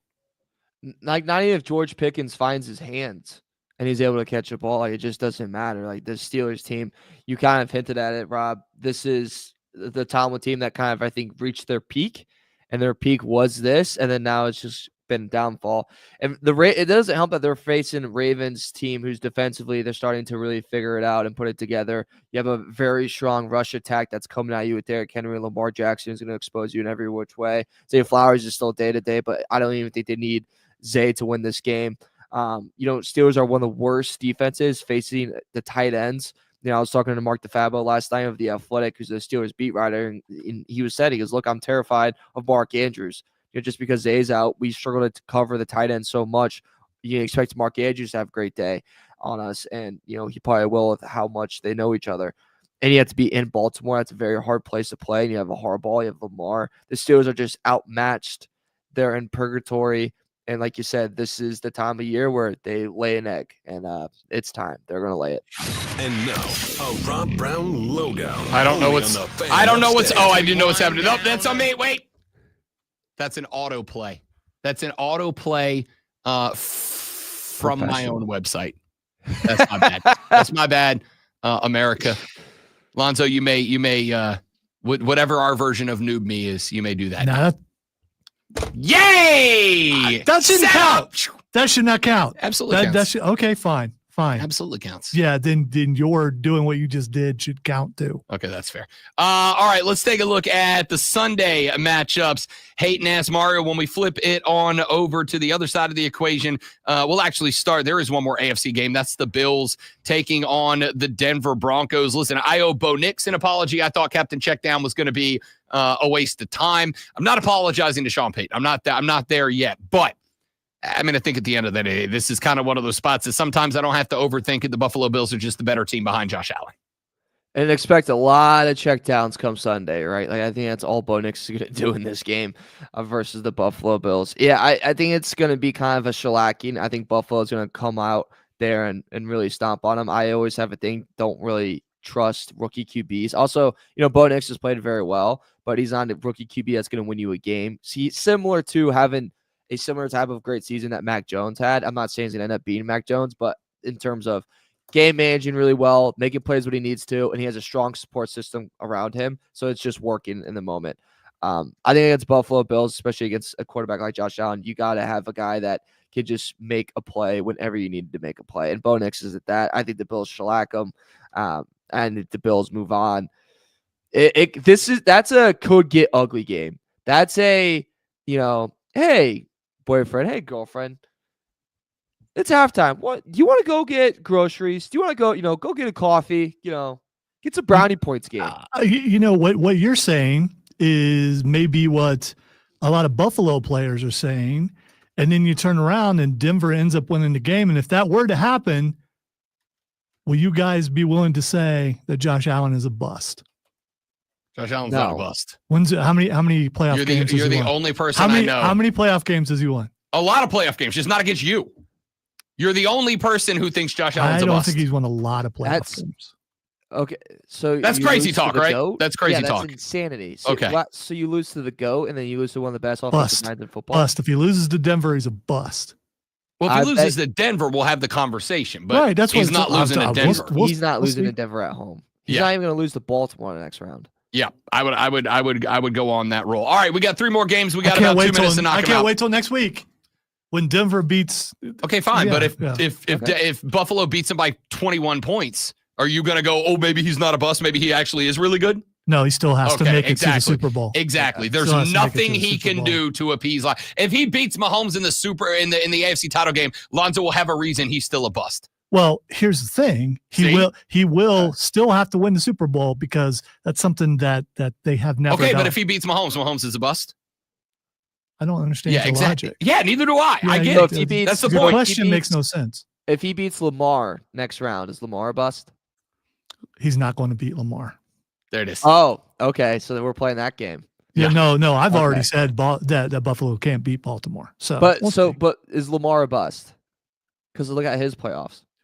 These guys, unfortunately, are in an era of a quarterback who may go down as the greatest. So it's okay for Lamar, but if Josh loses to that guy, he's a bust. No. Let's make sure we're on the same path here. Here's the thing: every player on that team is a bust if they can't make it to the Super Bowl and win. If you played in the league, Baltimore. If you played in the league and you never made it and won a Super Bowl, like Dan Marino, whoever that is, definitely a bust. My favorite part is everything you say about Buffalo and Allen, you have to say about Baltimore and Lamar.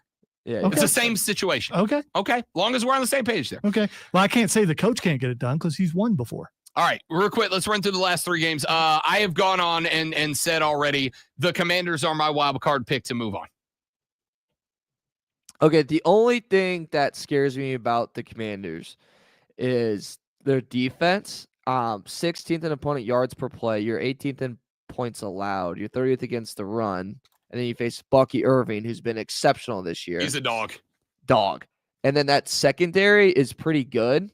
But at home versus on the road, there's an 80-plus passing yard increase on the road for the Commanders. And then you face Baker Mayfield and Mike Evans.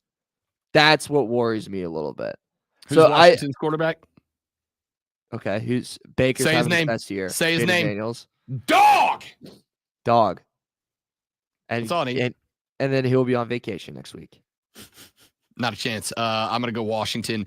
Upset win. Rams, Vikings. I think Sam Darnold lost the mojo last week. I think he's going to look much like Sean McVay watched what Detroit did to Sam Darnold and goes, hey, guys, we're just going to do that. We're just going to attack. We're going to blitz 60% of the time. We're going to hustle Sam Darnold to make him make mistakes. Sam Darnold was inaccurate on like 52% of his passes last week. That is tragic for any NFL quarterback.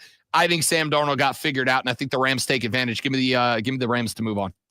I'm on the Rams too with this. I'm going to take out last week's game because it was a preseason game for the Rams. But before that, their last 3, 6 points, 9 points, 9 points. That's what their defense was allowing. Then they just see the blueprint on Sam Darnold and how to beat them. I think Justin Jefferson, by the way, still has a pretty big game in this. But they have that. The Rams also get a lot of rest. Like I said, like a lot of the guys were out last week. They just rested them. And Vikings played a playoff game last week against the best team, arguably in the NFL. They're going to be a little more tired. They're going to be more banged up, and Sean McVay is going to be at home, and that's a more experienced guy in the playoffs than Kevin O'Connell. I think the Rams take out the Vikings too as well. The Rams could be a sneaky team in the NFC. I agree. That was me and Decker's pick. Same thing. All right, last one, Eagles, Packers. I don't know if I'm the only person. I got zero belief in the Packers. I don't think they're that good. They haven't beat a playoff team this season. I don't expect them to start, whether or not Jalen Hurts is there. I think the Eagles just stuff the ball over and over, keep Jordan Love off the field. I don't believe in the Packers at all. Give me Philly to cover 4.5. I like that too, and I'm also really nervous because Jordan Love keeps hinting that he's hopefully going to play. He doesn't sound very confident that he's going to be out there on Sunday, and if he is, how good is he going to be? How active is he going to be in the passing game? Because you're going to need to be active against the Philadelphia Eagles. I like the Eagles to really take them out here. Because I was really looking forward to this game, but with the health concerns around Love, man, I don't trust it. So give me Philly. Same boat. Hatin' Ass Hey, Mario. real quick. Yeah. Mario owes me a thank you because the first time in the history of his appearances on this program, you and he were on the same side. That's true. Against That is me, true. passionately against me.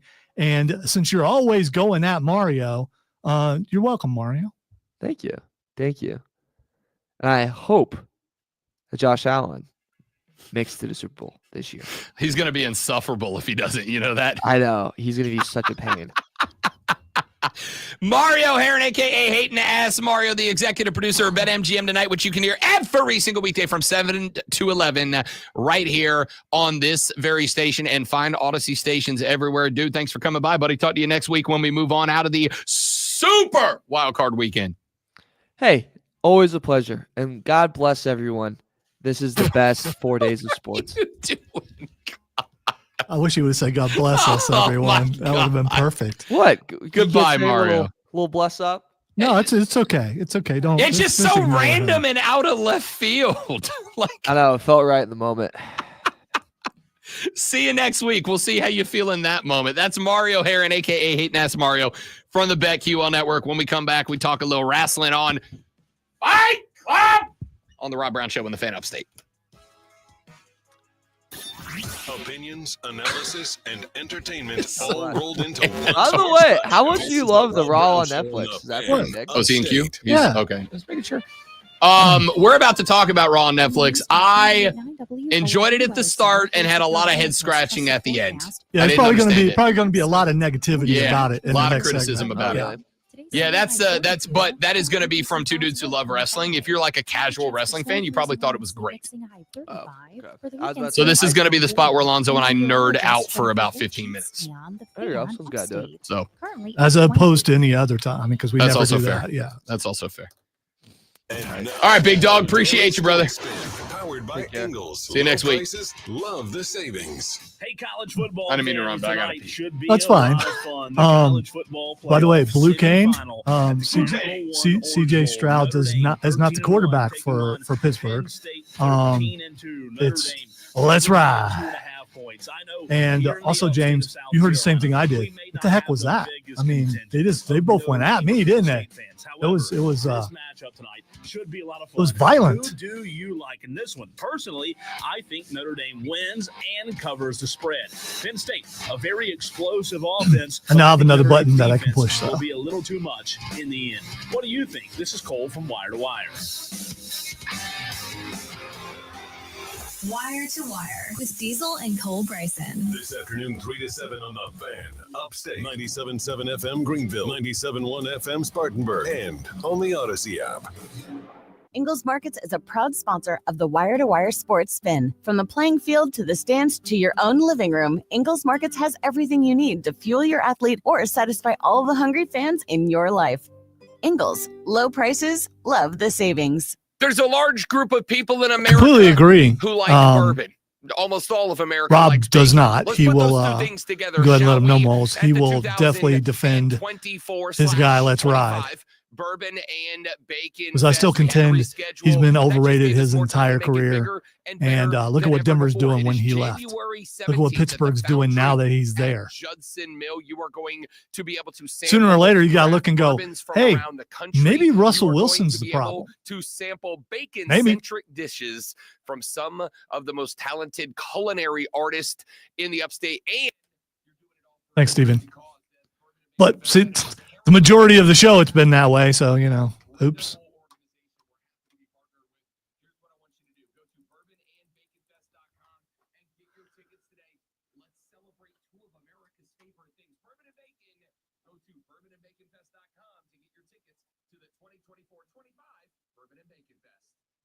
Life insurance. Why are you putting it off? Can't afford it? Too much hassle? Think you don't need it? There's lots of excuses for putting off life insurance. But if you weren't there, who would pay the mortgage and other bills? With Ethos, you could be covered in 10 minutes and boom, family protected. Ethos. He'll notice 10 minutes from now, and then he'll go on defense about his guy.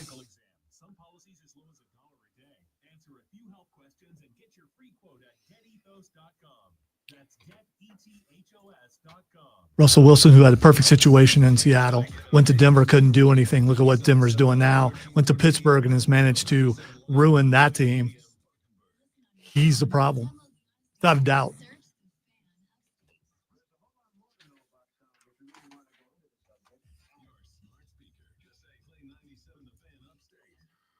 It's not Ice Mageddon. It's Snow Mageddon 2025, Stephen. Be prepared.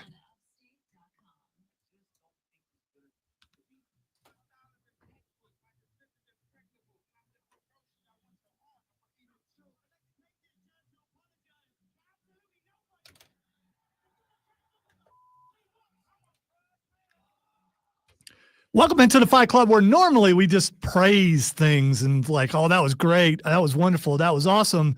And there was so much build up for Raw on Netflix. But as a wrestling fan, I got to say it was pretty meh. And I'm a little disappointed in that.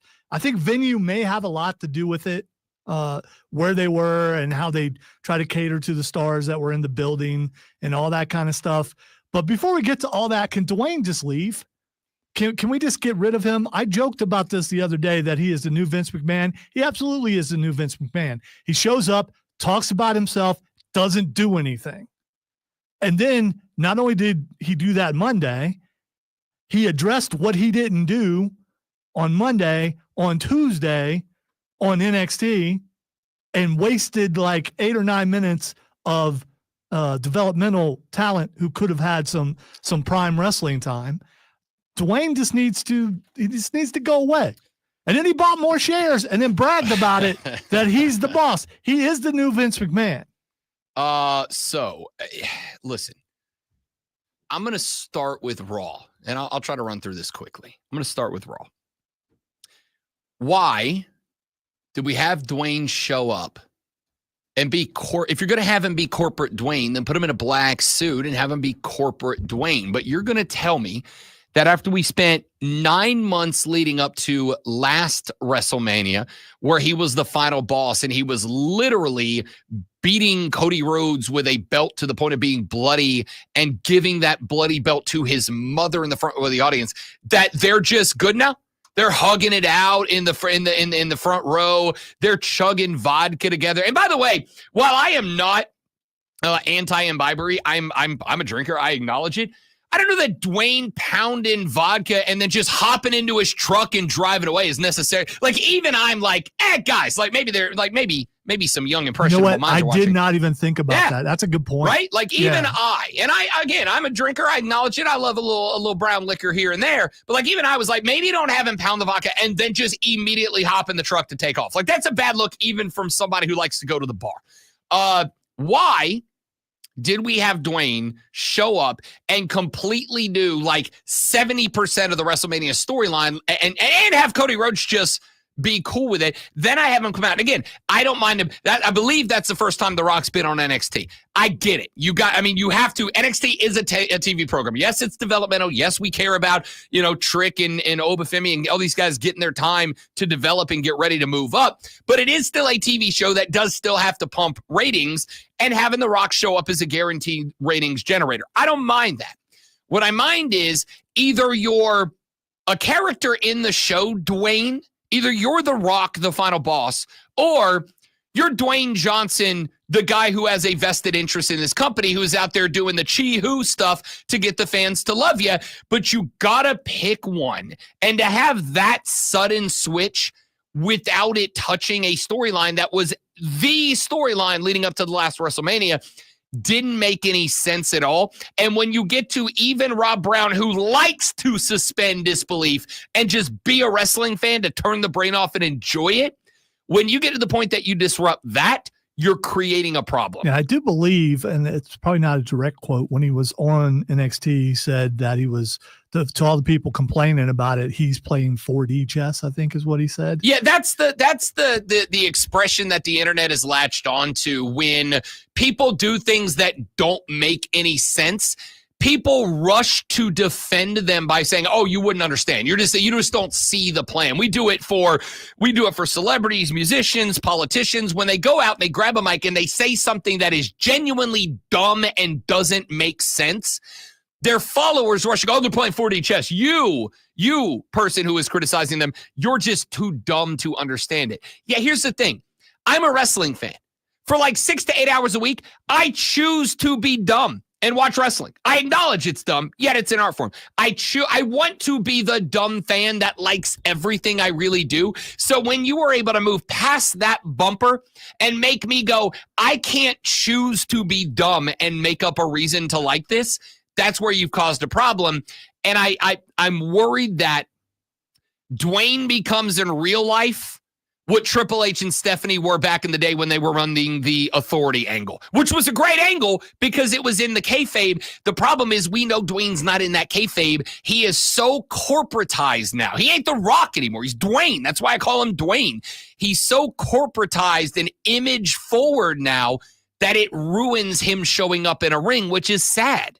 See, the thing about bringing a scenario back, I don't have a problem with that because it's like someone redoing a song and then people heard it when they were kids, so automatically they like it again. Bringing back a scenario that worked a long time ago is fine for people who weren't cognitive enough to understand it when it first happened. If you're going to run the authority angle, you have to be a heel. There's no face corporation. You're never going to see a guy come out and talk about profit margins and shareholder value. He can say that if he wants, because all you need is some backstage cameras having him be in the exact opposite. So then he's public face, backstage heel, and then I think it works. Yeah, you haven't done that. You've given me, there was one spot where you got like Dwayne the wrestler, which is when he faced down All Ego Ethan Page. And let's be real, that guy's the most ruthless heel on any roster right now that WWE owns.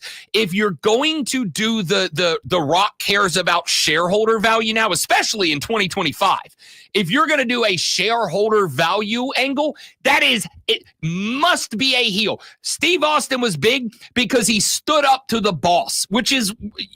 We want to put ourselves into a character's shoes. We want to see ourselves in there, and that's why we connect to wrestling so much. People love Punk because they connect to the concept of being a punk, being different, whatever. Dwayne can't go, I'm here to be WWE corporate frontman, and also cheer me as a face. That's only going to last for the initial pop. If he's going to keep showing up on Raw and NXT moving forward, he's either got to be the heel or get the hell out of the way. And do you think that hurt Ava, him being on NXT? Because he had to come down and say, hey, if you mess with my daughter, you mess with me, basically? It kind of fit like, right? All right. So one of the other things that we collectively as a society don't like are what? The boss's kid. The boss's kid who gets the job because he's the boss's kid. The boss's job that keeps the job because they're the boss's kid. We hate it worse when and only when what?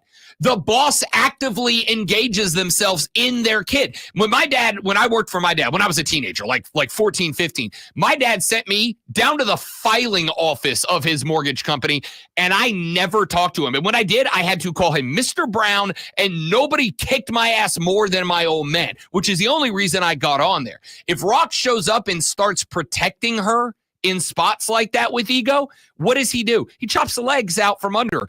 They're going to go, I don't respect Ava Raine. I'm only doing this because Dwayne is here right now. Now, maybe that's the angle, but if that's the angle, you are not only in a position where you must make The Rock heel, you're a position where you got to make Ava heel too, and that's not good to me. Well, they can save a little bit of face by making it that he's the one who beat up Eddie Thorpe and not Obafemi, because there's no visual. And if they showed that, then he'd come down and beat up the guy that actually hit his daughter.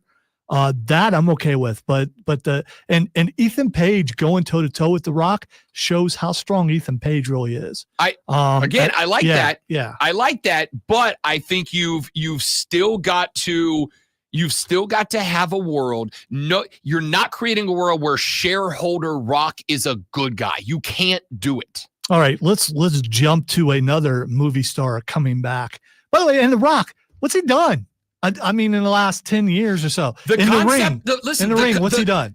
You had the tag match at Mania, which they won, and then you had the concept of the final boss, which he's the linchpin that held what I thought was a great WrestleMania main event together. That's not the same without The Rock being a bad guy there. But then his very next appearance, he shows up and he's like, I love Cody Rhodes. Oh, you mean the guy that you actively threw into a tour bus and beat the crap out of? a year ago? Now you guys are cool? It makes no sense. All right, I have a theory here, and it's probably already a popular theory, but I just haven't seen it yet. My theory is that Ric Flair is training right now to do one more match because John Cena is getting the belt. And he cannot, even though Ric Flair should never be in the ring again, he can't fathom the idea of him being replaced while he's still alive. I think Ric Flair, you know what Ric Flair is? Ric Flair is what like Bear Bryant was, Bobby Bowden was. That's all they know. And when they don't have that anymore, they have nothing. And if you have nothing, what's your push to go on? And I think that's where we are. I don't think Ric Flair knows any different. And on top of that, and I say this lovingly, when Ric Flair showed up at AEW for a little while there, like it wasn't the same, right? And I'm an AEW guy. I wanted to succeed. But when Ric Flair showed up there, he was doing what? He was hyping his energy drink, which you have not heard of since then. Nobody sells it. Nobody carries it. Nobody cares. That's all he's got left. And the problem is WWE's not putting him in a ring. AEW's not putting him in a ring. They don't want to be the corporation that literally has Ric Flair die in a ring. So he's going to go do this on some indie show. But here's the problem. Like a band who does their, for real this time, farewell tour, but they go on farewell tours every year. Nobody cares anymore. Like nobody has done more damage, in my opinion, to Ric Flair's image in the last 3 years than Ric Flair. Do you really swerve the audience if Cena doesn't win the belt? No, I don't think so. I don't think so. So you think he can go the entire year of his farewell tour and not win the belt and it'll be okay? Well, first off, they say farewell tour. WrestleMania is in 4 months. Right. He's doing an entire year. I mean, that's fair, but like, what's he going to do? Is it, so here's my question. Does he win the belt at WrestleMania? Do you take the belt off of Cody Rhodes?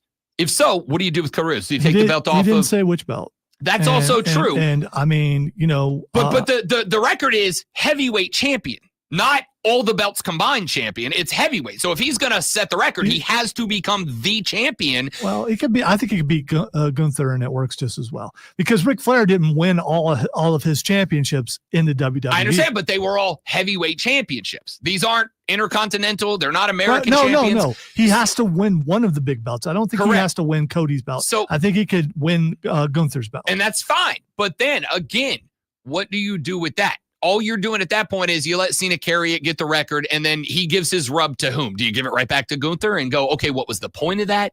Do you give it to LA Knight and let him ride that? Like, what do you do with that rocket? And the answer is, I don't know. I'll say this. If anybody that's active right now, of all the legends that are coming back, I don't think anybody deserves that opportunity more than John Cena does. But then what am I doing with it? I don't know that they're thinking that far out, but I could be wrong. It's pretty easy. He wins it, then Randy Orton takes it away from him. Are we turning back to Kevin Owens, Randy Orton at that point? Right? You see what I'm saying? Like, hopefully. I think that would be a year-long thing. Why not? That's fair. We'll see. They pretty much plan ahead. And yes, Tom, we know it's not real. It's an art form. It is a soap opera for men. They're athletes. And what I think is funny is people still do the, hey, wrestling's real, unreal, right? 9,000th time. Everything that is not a sport, and some of them that are a sport that's on TV, is also fake. Especially, like The Bachelor and all those reality shows. Tom, we're not idiots. We just like entertainment. That's all. Relax.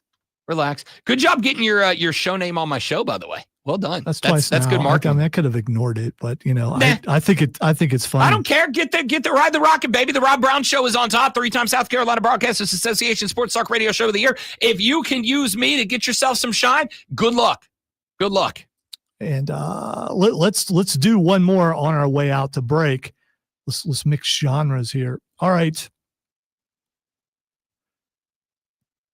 It's out there that the one of the stars of Wicked wants to be the next Storm. How do they not make Jade Cargill Storm in the X-Men? How do they not do that? I mean, honestly, that's about as good of a casting as you could ask. She's already doing the character basically. Yeah.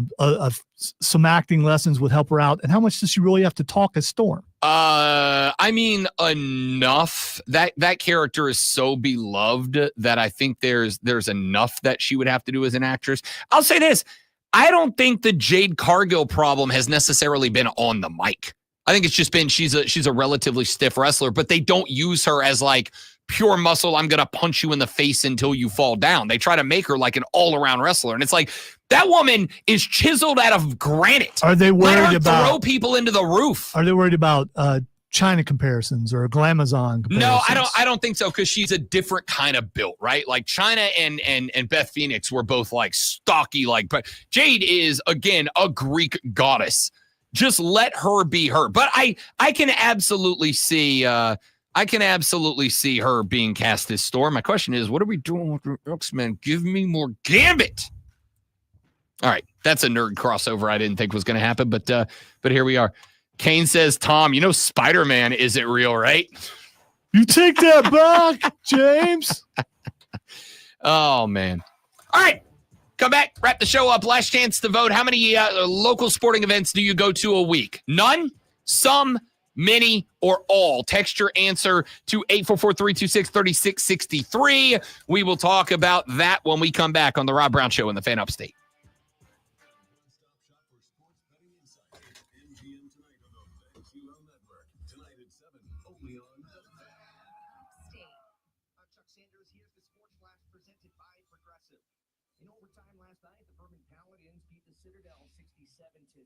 I don't know if you remember, Kane.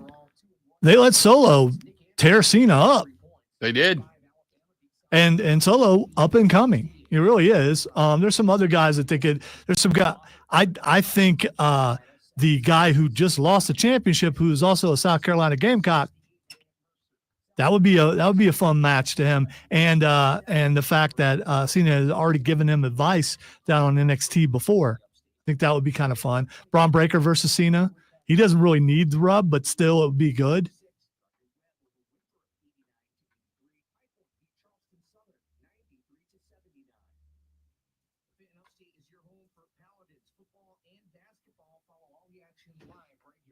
I think in the end, though, Cena, most of his stuff is going to be probably nostalgia matches. Guys that he really had good matches with before that are still there. Has he ever wrestled Seth Rollins? Maybe back in the Shield days. I don't remember.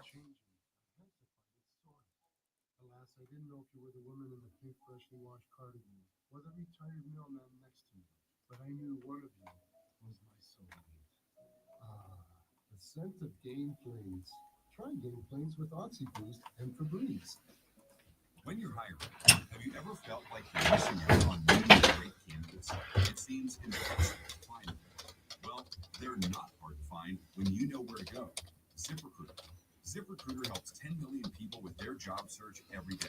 That is one thing that is really interesting is WWE has not done a fantastic job of developing and pushing truly young talent. Because how many NXT guys have come up white hot and then just like disappeared? Braun Breaker is a champion right now. Braun Breaker is like the exception, though. Who else on the main roster? Gunther. Towards the top of the card. I mean, Gunther was in NXT UK for a while, then in That's NXT. true, but I would also argue, like, I could have made the argument that aside from being, I don't want to say overweight, but thick with 2 C's, Gunther came over main event ready. Right? Like, how many guys truly got developed via NXT by WWE have come up and are top of the card right now? Seth Rollins. I mean, listen, I wouldn't even say I would declare Seth as an NXT guy. Well, he was FCW into NXT. Wasn't he an NXT champion? Was he? I don't know. Yes, but I think he had a quick run through it. Kevin Owens was in NXT. Owens, and I guess you could say Sami Zayn if you wanted to, but I wouldn't even say. Here's the thing. For a while, it was crops of guys that came over, and now it's kind of sporadic. I would also argue the 3 guys you just named have been on the main roster for literally years. Right. DIY. Fair. Okay, DIY is probably a fair argument. But because they didn't, bring like 10 or 15 people in. Tiffy time.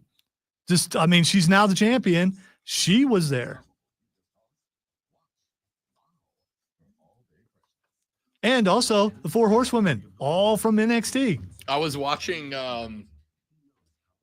Saturday, Sunday. I was going back and I was finishing up SmackDown when Tiffy Time cashed in. And I quite literally. Oh, it was a good swerve, too. I quite literally yelled, "It's Tiffy time." Courtney was on the couch while I'm watching, and she's like, "I don't understand." And I'm like, "Why?" And she goes, "You think Rhea Ripley's hot?" And I was like, "Yeah." She goes, "And you think this chick's hot?" And I'm like, "Yeah." And she goes, "So you just think hot women are hot?" And I was like, "I don't know what to tell you. The two most opposite women in the world are also the two most attractive people on this roster." Yes. I don't know what to tell you. And by the way, Kane, no offense to Ring of Honor, which still exists, but who watches it?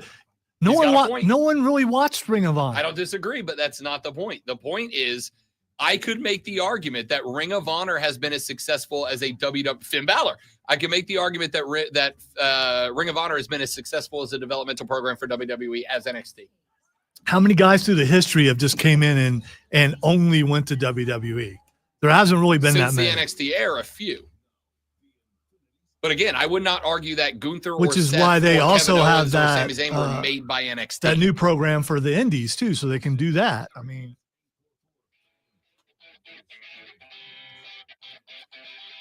All right. We asked the question this AM. How many local sporting events do you go to per month? The options were none, some, many, or all. Do you go to none? You don't care. You're not interested. Do you go to some? One, maybe two a month because you're bored or it's available and there's nothing else to do. Do you go to many, as in like it's a part of your rotation? Maybe you don't go to every game, but you're like, it's Saturday. There's nothing going on. Let's go to a Triumph game. The Bits are playing. Let's go up to the well. The Drive got a couple of homers this week. Let's hit a couple of baseball games. Maybe you go because, you like hitting Thursdays at Floor when it's dollar beers or whatever. Or do you go to all? You're crazy about them. You're a season ticket holder to one or multiple local teams. Even if you're not, you hit games whenever you can. Here is the final vote tally.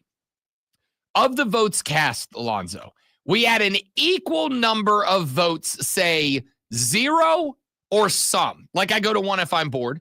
We had 14% of the fans say they go to many local contests, and 0% of our fans say crazy about them. Now, I do have to acknowledge that this is obviously a very small sample size because as somebody who works for and is I think, very visible supporter of all of the local teams, specifically the three here in the Ville, and I will tell you that I'll be over in the Berg for many a Spartanburger game too. As somebody who loves and supports local sports, I would say that this poll is not correct because I know for a fact that there are at least a couple hundred Greenville Triumph season ticket holders. Many of them have become some of my best friends in this area. I know for a fact that there are Greenville Swamp Rabbit season ticket holders. I'm at every game. I talk to them. I know for a fact that there are Drive season ticket holders. There are luxury box ticket holders at the Greenville Drive. But I also recognize that it's not the majority of the area. So I would say these numbers are skewed. The fact that we got 0 votes that say crazy about them when I know that season ticket holders exist for all of the local teams, that season ticket holders exist for Furman and Wofford, etc. I'm going to say it's skewed, but I am also going to say, great one, it's not, I don't think, too far off from reality. I do think it is off. I do think I would say probably like maybe 1 to 2% of the area is, crazy about local sports, like fans, like season ticket holders, like go to multiple games a month. But I don't think it's more than like a few percentage points. I also believe that, unfortunately or not, the a solid majority of fans are either none, I don't go to any, or maybe I go to like one a month. I believe that. I believe that wholeheartedly. I have said for years, I've said it here, I've said it everywhere. I genuinely believe that sports are a building block of the foundation of a community. And I'm talking about Little League because sports helps form kids. It teaches them the life lessons of teamwork and perseverance and working through adversity and winning with grace and humility, losing with grace and humility. I think it teaches you those life lessons. Then you go up to high school, middle school, high school. That is where you learn to make friends. You learn to use sports when sports starts becoming, yeah, we're keeping score. Yeah, you're going to lose. Yeah, you might be on a real bad team, and you got to learn how to fight through that. Up through high school, which I think teaches you civic pride and community pride in representing who you are, what you represent, the people you represent when you put on those colors in that uni, where you come from, yada, yada, yada. And then all the way up through college, all the way up through our professional teams, man. I go home to Florida, and when I go home to Florida, I rep my Greenville Triumph gear. I rep my Swamp Rabbit gear, my Drive gear. I rep that even when I'm not here because I want people to know I come from Greenville, South Carolina, and I'm damn proud of that. But I also agree that it's probably, honestly, 43% say 0% or none. 43% said some if I'm bored. That means 86% of y'all who voted said you go to 0 to maybe 1 or 2 local events a year. And that doesn't shock me all that much. It really doesn't. It's unfortunate in my opinion, but I get it. I understand it. Yeah, we'll go early today. That kind of does that bum you out at all? It kind of bums me out a little bit. I don't know why. I don't either. I love local sports.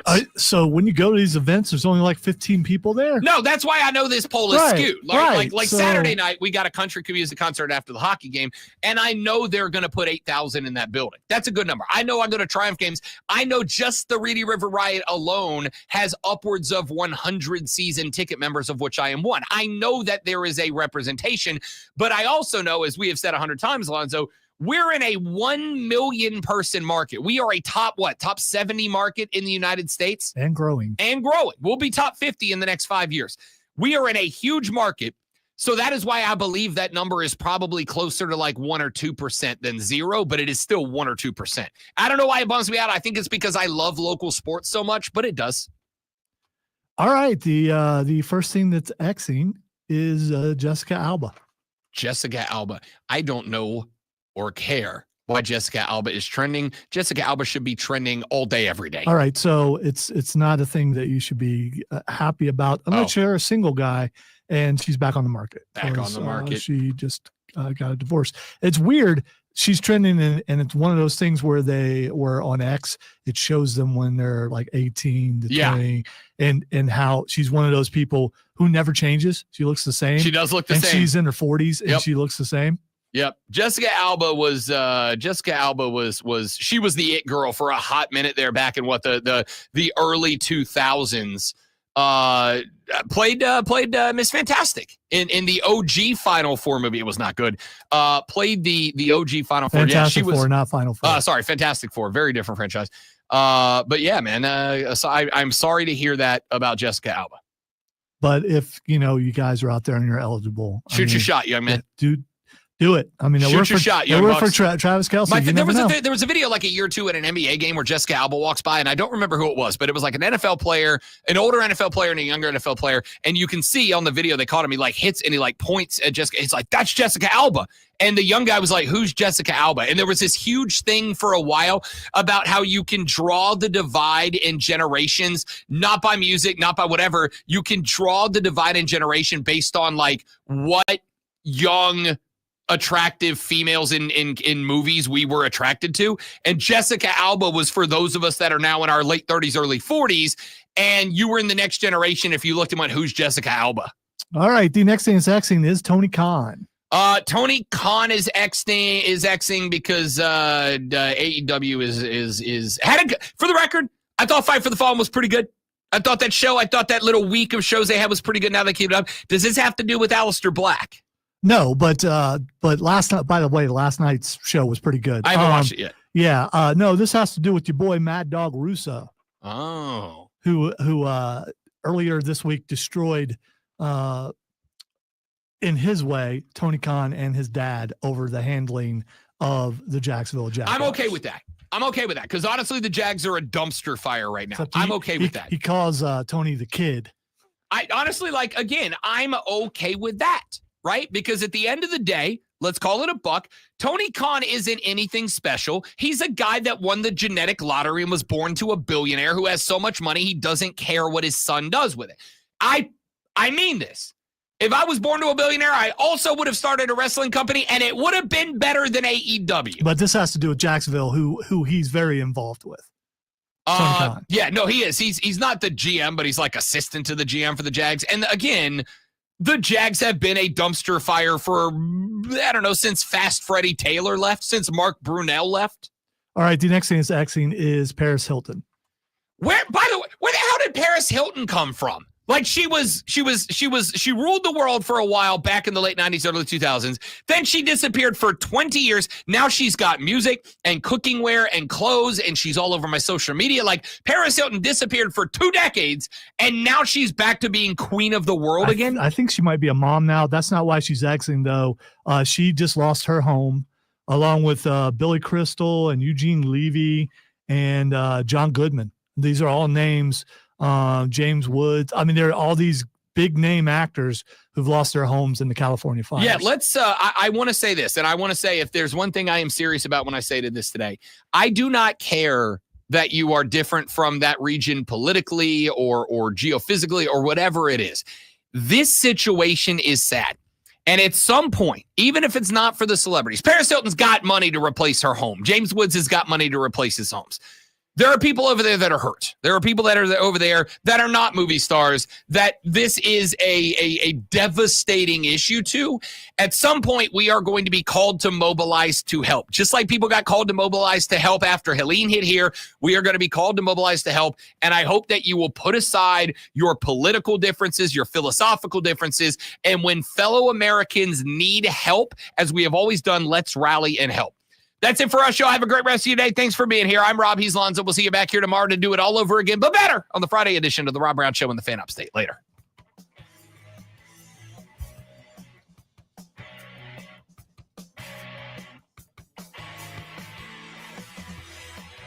Yep, and those are the people, Blue Cane. Those are the people that we will mobilize for. Those are the people we will try to help. It's tragic. You know, and even if these guys and are rich, they still have memories and a bunch of stuff in their homes that they're losing. Yeah. So I mean, it's not good, and that's a really, really big fire too. Yeah, it's fires, and they are massive, and we are far from done with it. That is true. All right, dudes, I got a jet. I hope you all have a lovely day. Thanks for being here. We will see you all back here tomorrow. Tell your friends about us. We're trying to get rich and famous. Lonzo wants to be an A-lister and live in Malibu. All right, one last thing. So we both got Penn State tonight. Yes, I'm going Penn State tonight. I'm going Ohio State to cover. Yeah. Yes, but Penn State tonight. Enjoy the game. We will talk about it tomorrow. Thanks for being here. Goodbye.